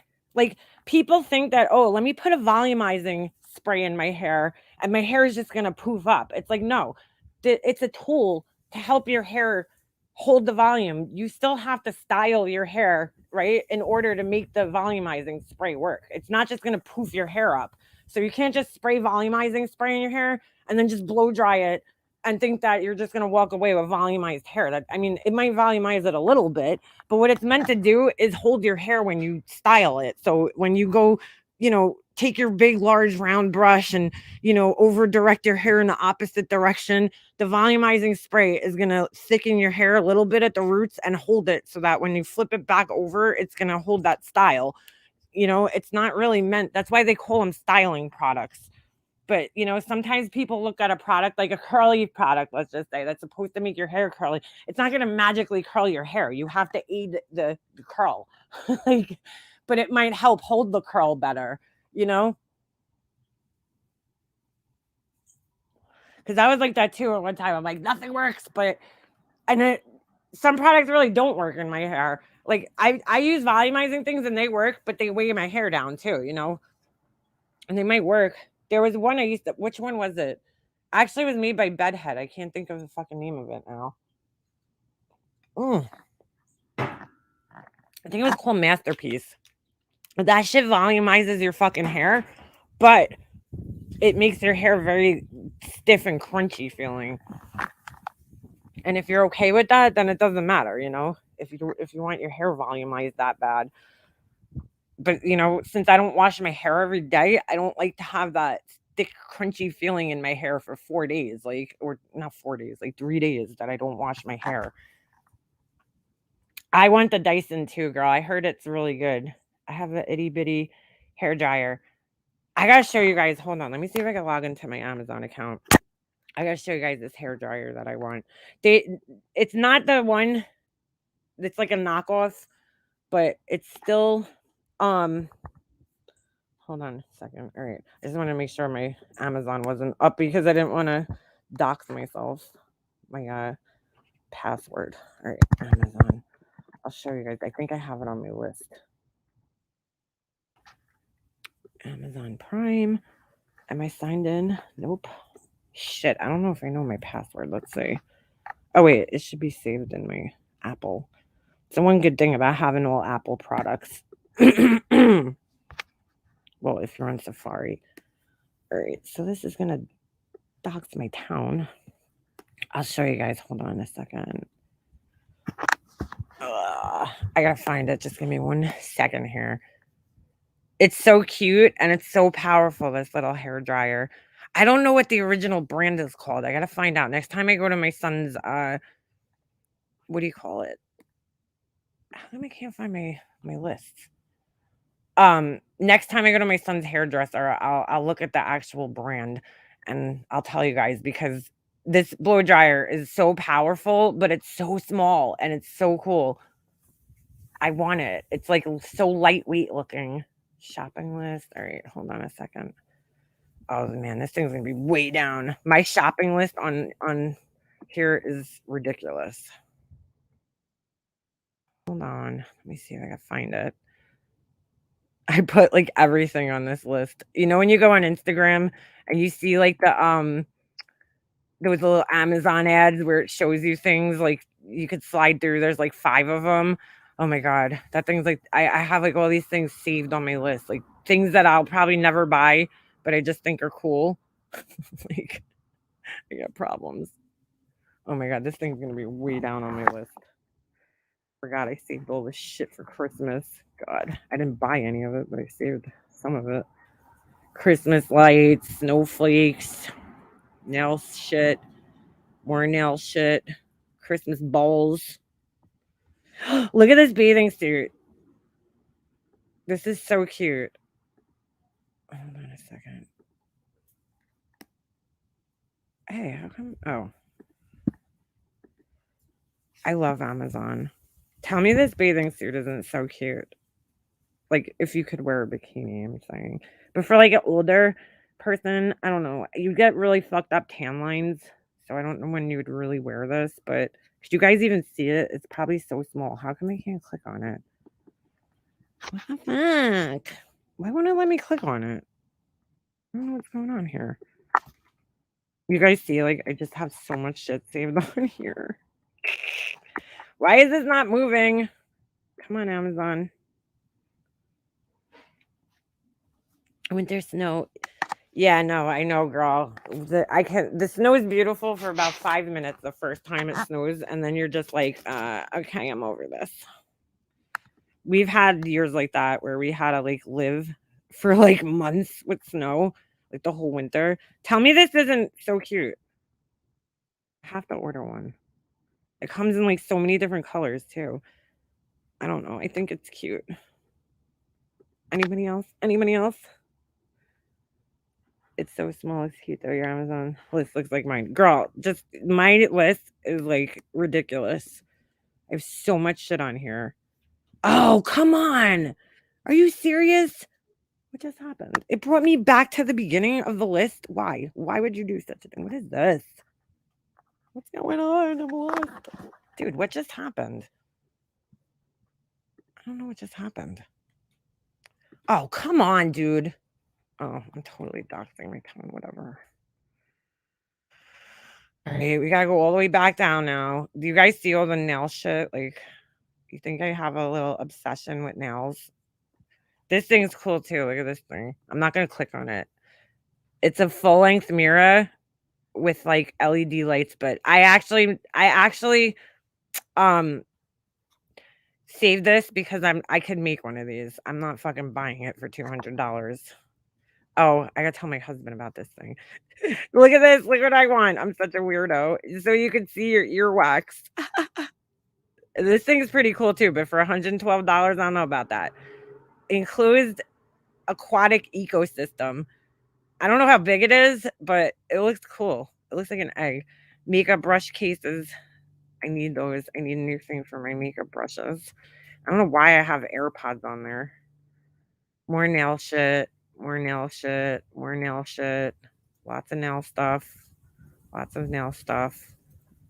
Oh, acrylic pieces because I was thinking of making keychains with my Cricut. I don't know if I'm gonna do that, but it was because I was like, how many people are gonna buy that? I told you guys I'm always thinking of all weird things to make for money. All right, come on, let's scroll. Why aren't we moving? This is why it's bullshit that anybody would want a Mac. I'm a size 5'6", but not shaped for a bikini. Yes, burn hot dog. You can see inside your ear. It's like a digital, whatever the fuck they call that thing. Why is this thing frozen? Come on, let's go. It's my blow dryer. Holy shit. Guys, it's like totally frozen. What's going on here? Oh my god, I hate this computer. Do not spend $2,000 on one of these things. It's totally frozen. Come on, you fucking piece of shit. I guess I gotta refresh it. I don't know what's going on here. Okay. Guess we'll wait an hour for that to refresh. Yes. No, Cindy, I don't think it's also a jewelry box. I have a mirror like that in my house. I love it. All my jewelry's in there. And it's cool because you can't tell, like if you look at it. And I jazzed mine up I hung lights over it and I put the switches inside. I'd show you guys, but my room's a mess. Why does it say I only have one person watching?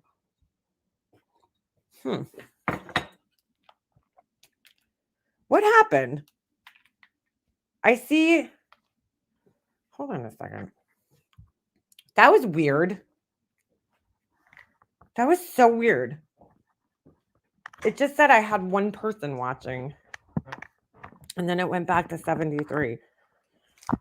Oh my God, Amazon, you're pissing me off. All right, now it's moving. The polygel. Yes, girl. Yes, girl. Polygel nails. Do not believe that. Honestly, I have to be honest with you. I haven't tried acrylic.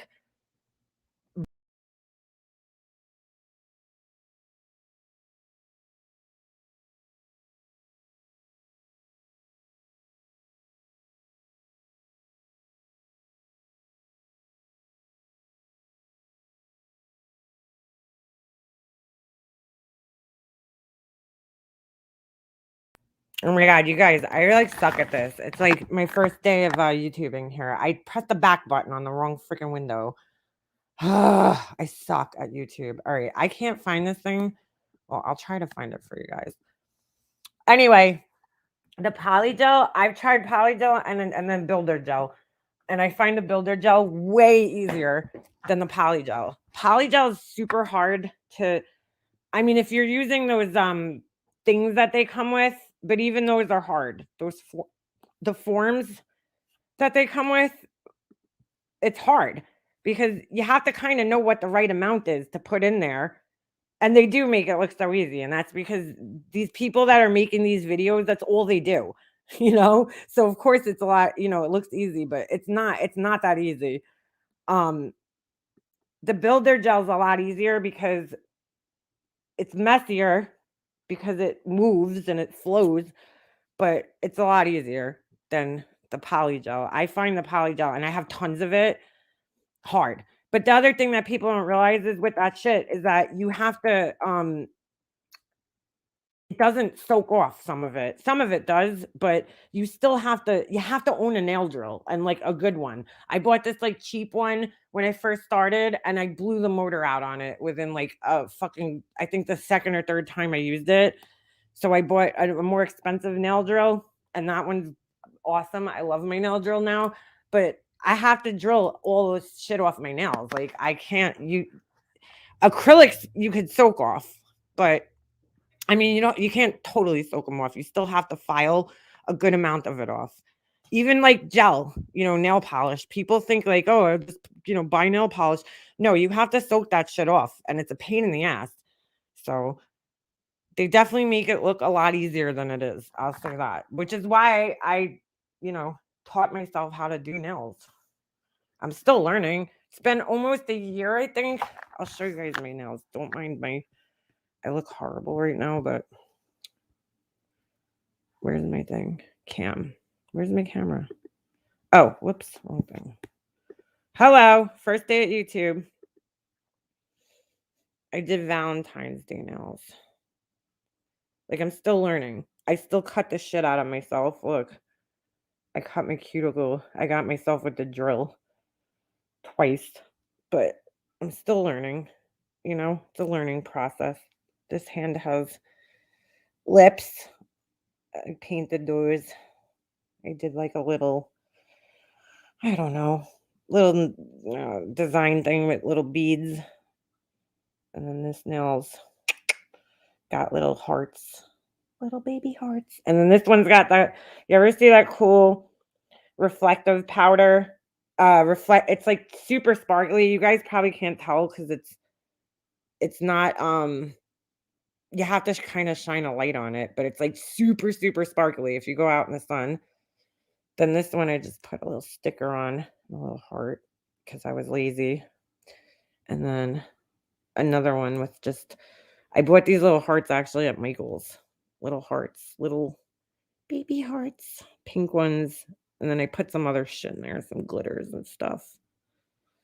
And then my pinky nails, I was like, yeah, I give up on life. And my thumbs are just French So I'm still learning though. Like there's so much wrong with these. Like I sit here and look at them and I'm like, oh my God, I'm my worst critic. I'm like, oh, this is fucked up. This is wrong. But I'm getting a lot better. I'm still learning. I only started doing this like not too long ago. And I made them a lot longer than I really wanted to this time, but you get so used to them. People are like, oh my God, how do you function with your nails that long? It's pretty easy. Pretty easy. Oh, thank you, Bodie. I mean, you just learn how to do, just like with anything else, right? If you break your leg, you learn how to walk on crutches, right? So if your nails are long, you just have to do things differently. I have to use tools a lot. You become very creative to open things. Like if I'm opening like a can of soda, I don't do it with my nail. So I take like a spoon or something and I just put a spoon under there and it opens. You know what I'm saying? You just got to learn how to be creative.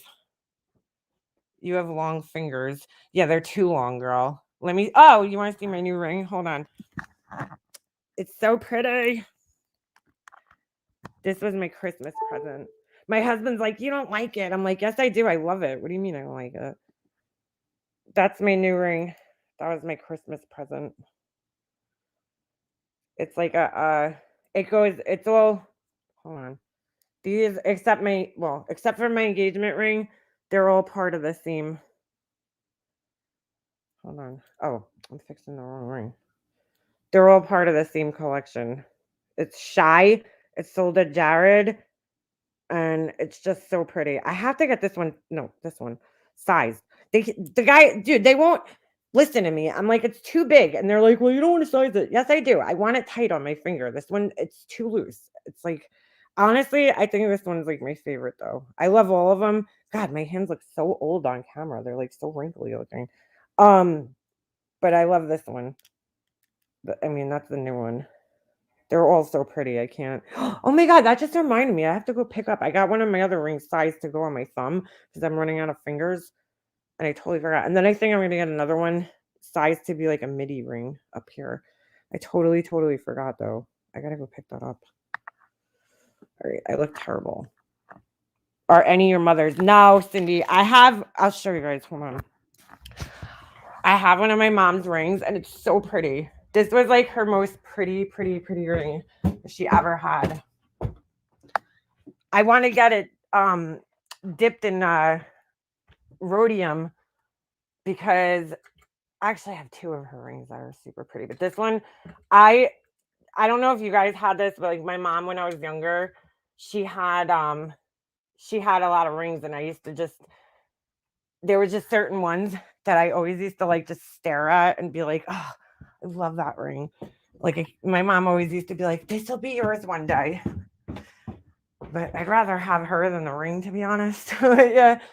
But I just think it's so pretty. Hold on, I'll show you guys. And what's really cool is that me and my mom have the same size fingers. So hold on. Oh my God. Oh, it's missing a diamond. I didn't even realize that. It needs to be cleaned. I don't know. I thought it was pretty back in the day. It's her birthstone. It's all diamonds, and then that's her birthstone's ruby. But how pretty would that look if I got it chrome? If you rhodium dip it, because like white gold is yellow gold dipped in rhodium, so there's really no such thing as white gold. It's not really white. So they oxidize it basically. So I want to get it dipped so that and then her wedding band too. But the only thing is I don't know when I would wear her wedding band because it doesn't go with mine. But that's her wedding band. It's pretty. It's pretty, for the 70s when she got married. Like, it's kind of simple, but it's like also like really unique. You know what I'm saying? Like, I've never seen a wedding band like that. It's got like a lattice. Oh, you guys can't see it. It's got like a lattice design and then little diamonds, but I think she's missing one. Yep. Oh, she's missing one, two. Yeah, she's missing some diamonds. This one's missing a diamond too. This one. There's a diamond missing at the bottom or the top, but it's super pretty. Like, I'm not like a big fan of rubies, but for this ring, when it's clean, because it's dirty right now, so it doesn't look as nice. But when this ring's clean, it's so pretty. It sparkles so nicely. All right. I have a weird thing where I appreciate effort women put into their nails. Thank you. Well, you'd really appreciate mine, Glara, because I do them myself. So it's like, you know, I don't go to a salon and sit there and have somebody else do them. I actually do them myself. So I put a lot of effort into them.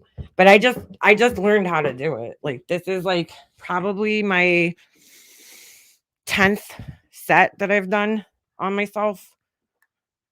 Because I started, I think I started, no, it might not even be my 10th set because I started doing them in April of last year. So it hasn't even been a full year.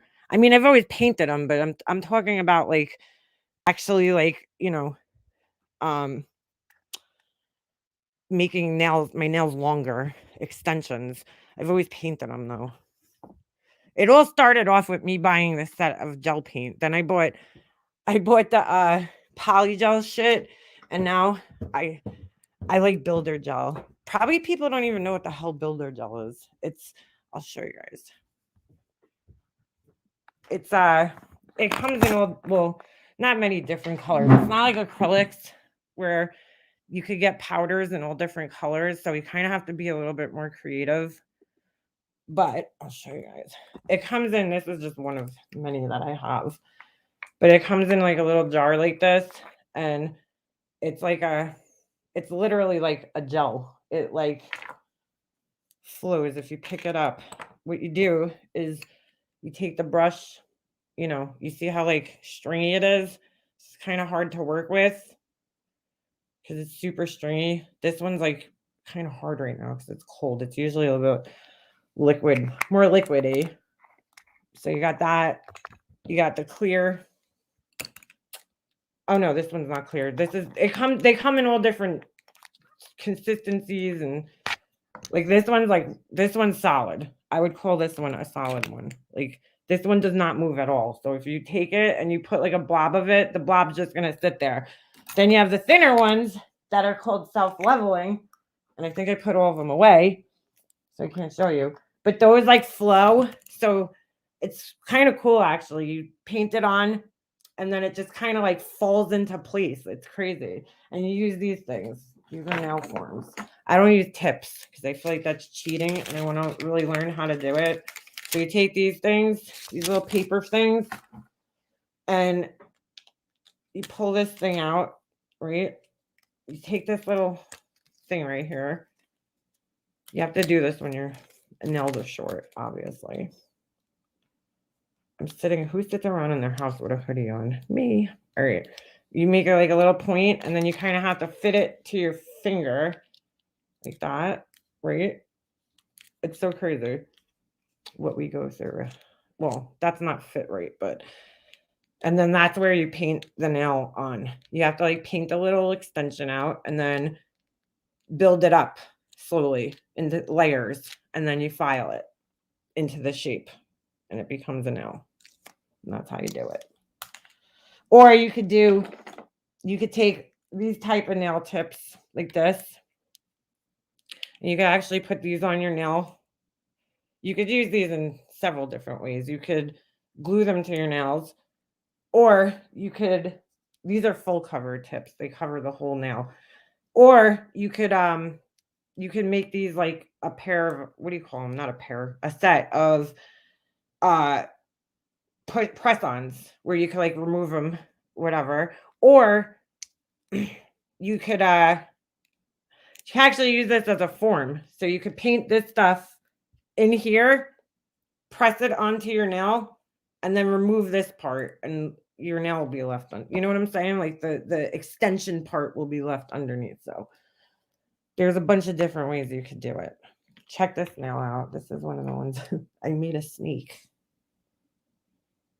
It's pretty cool, right?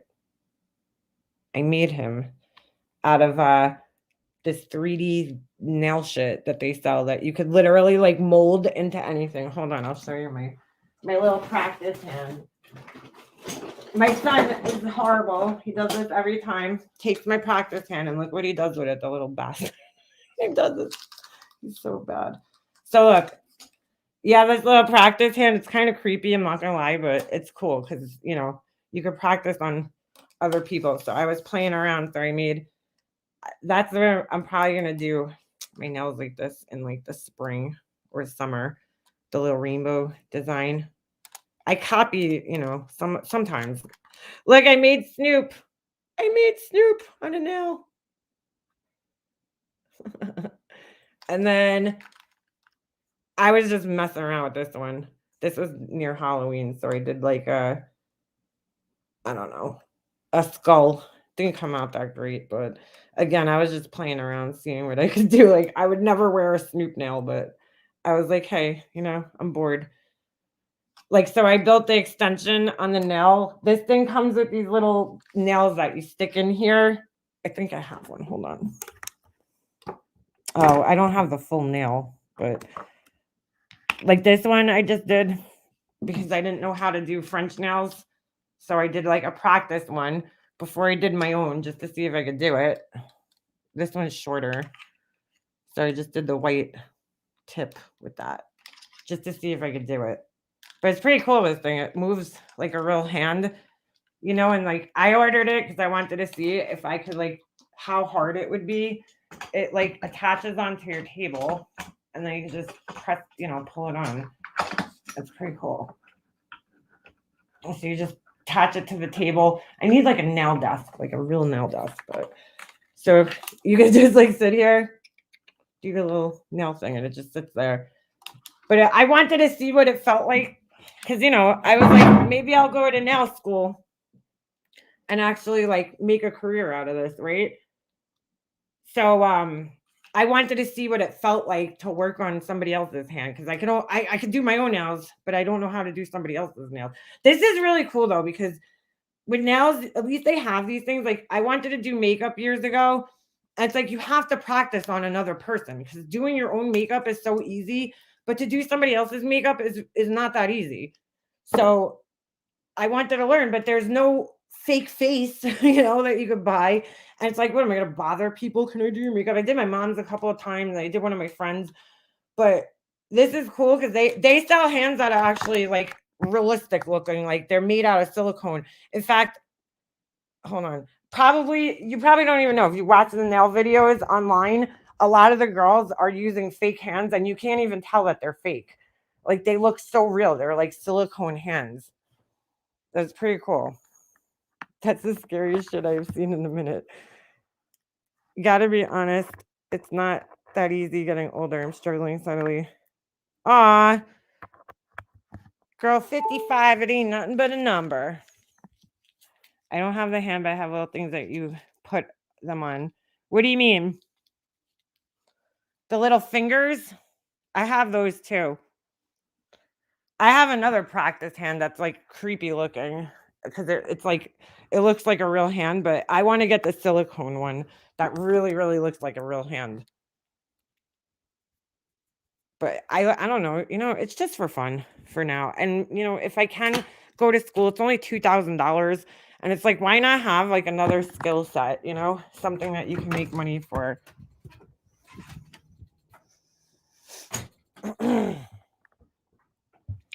Some of the videos, the fake hands when they pull the nail out. Yeah, Cass, right? People like get all freaked out by that. It is freaky looking. I'm not gonna lie.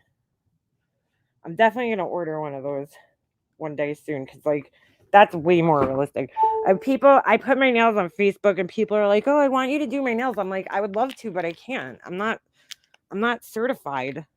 And I like that's the whole thing. That's why you need to be certified. Because like I don't know all about the sterilization and all that shit. And like I would feel so bad to like cause an infection on somebody's hand. So that's why I want to go get certified. Because I know that once I get certified, like I'll definitely have people that'll want me to do their nails. I just need the certification. I'm scared to do it without the certification because like God forbid I like fuck somebody up and they got like a gangrene in their fucking hand. I would feel terrible. So I can't with creepier. What do you mean? Some of the videos. So yeah, we'll see. All right, what time is it? I gotta get on with my day. No way. Is it 2 o'clock? All right, I gotta get moving here. I gotta go actually take a ride over to store real quick. So, all right, I'm gonna end this as I didn't realize how late it was. But I hope everybody has a great rest of their day, and I'll be around. I have sheets of paper. Yeah, I hate those practice sheets, like the Mac ones. Ugh. All right, guys. I hope you guys all have a good day. Thank you for everybody that sent me a super chat. I really do appreciate it. And I will see you guys sometime soon. I didn't realize how late it was. Bye, guys. You're welcome, Clara. This way, when you go to do your nails, you're all set. All right, bye.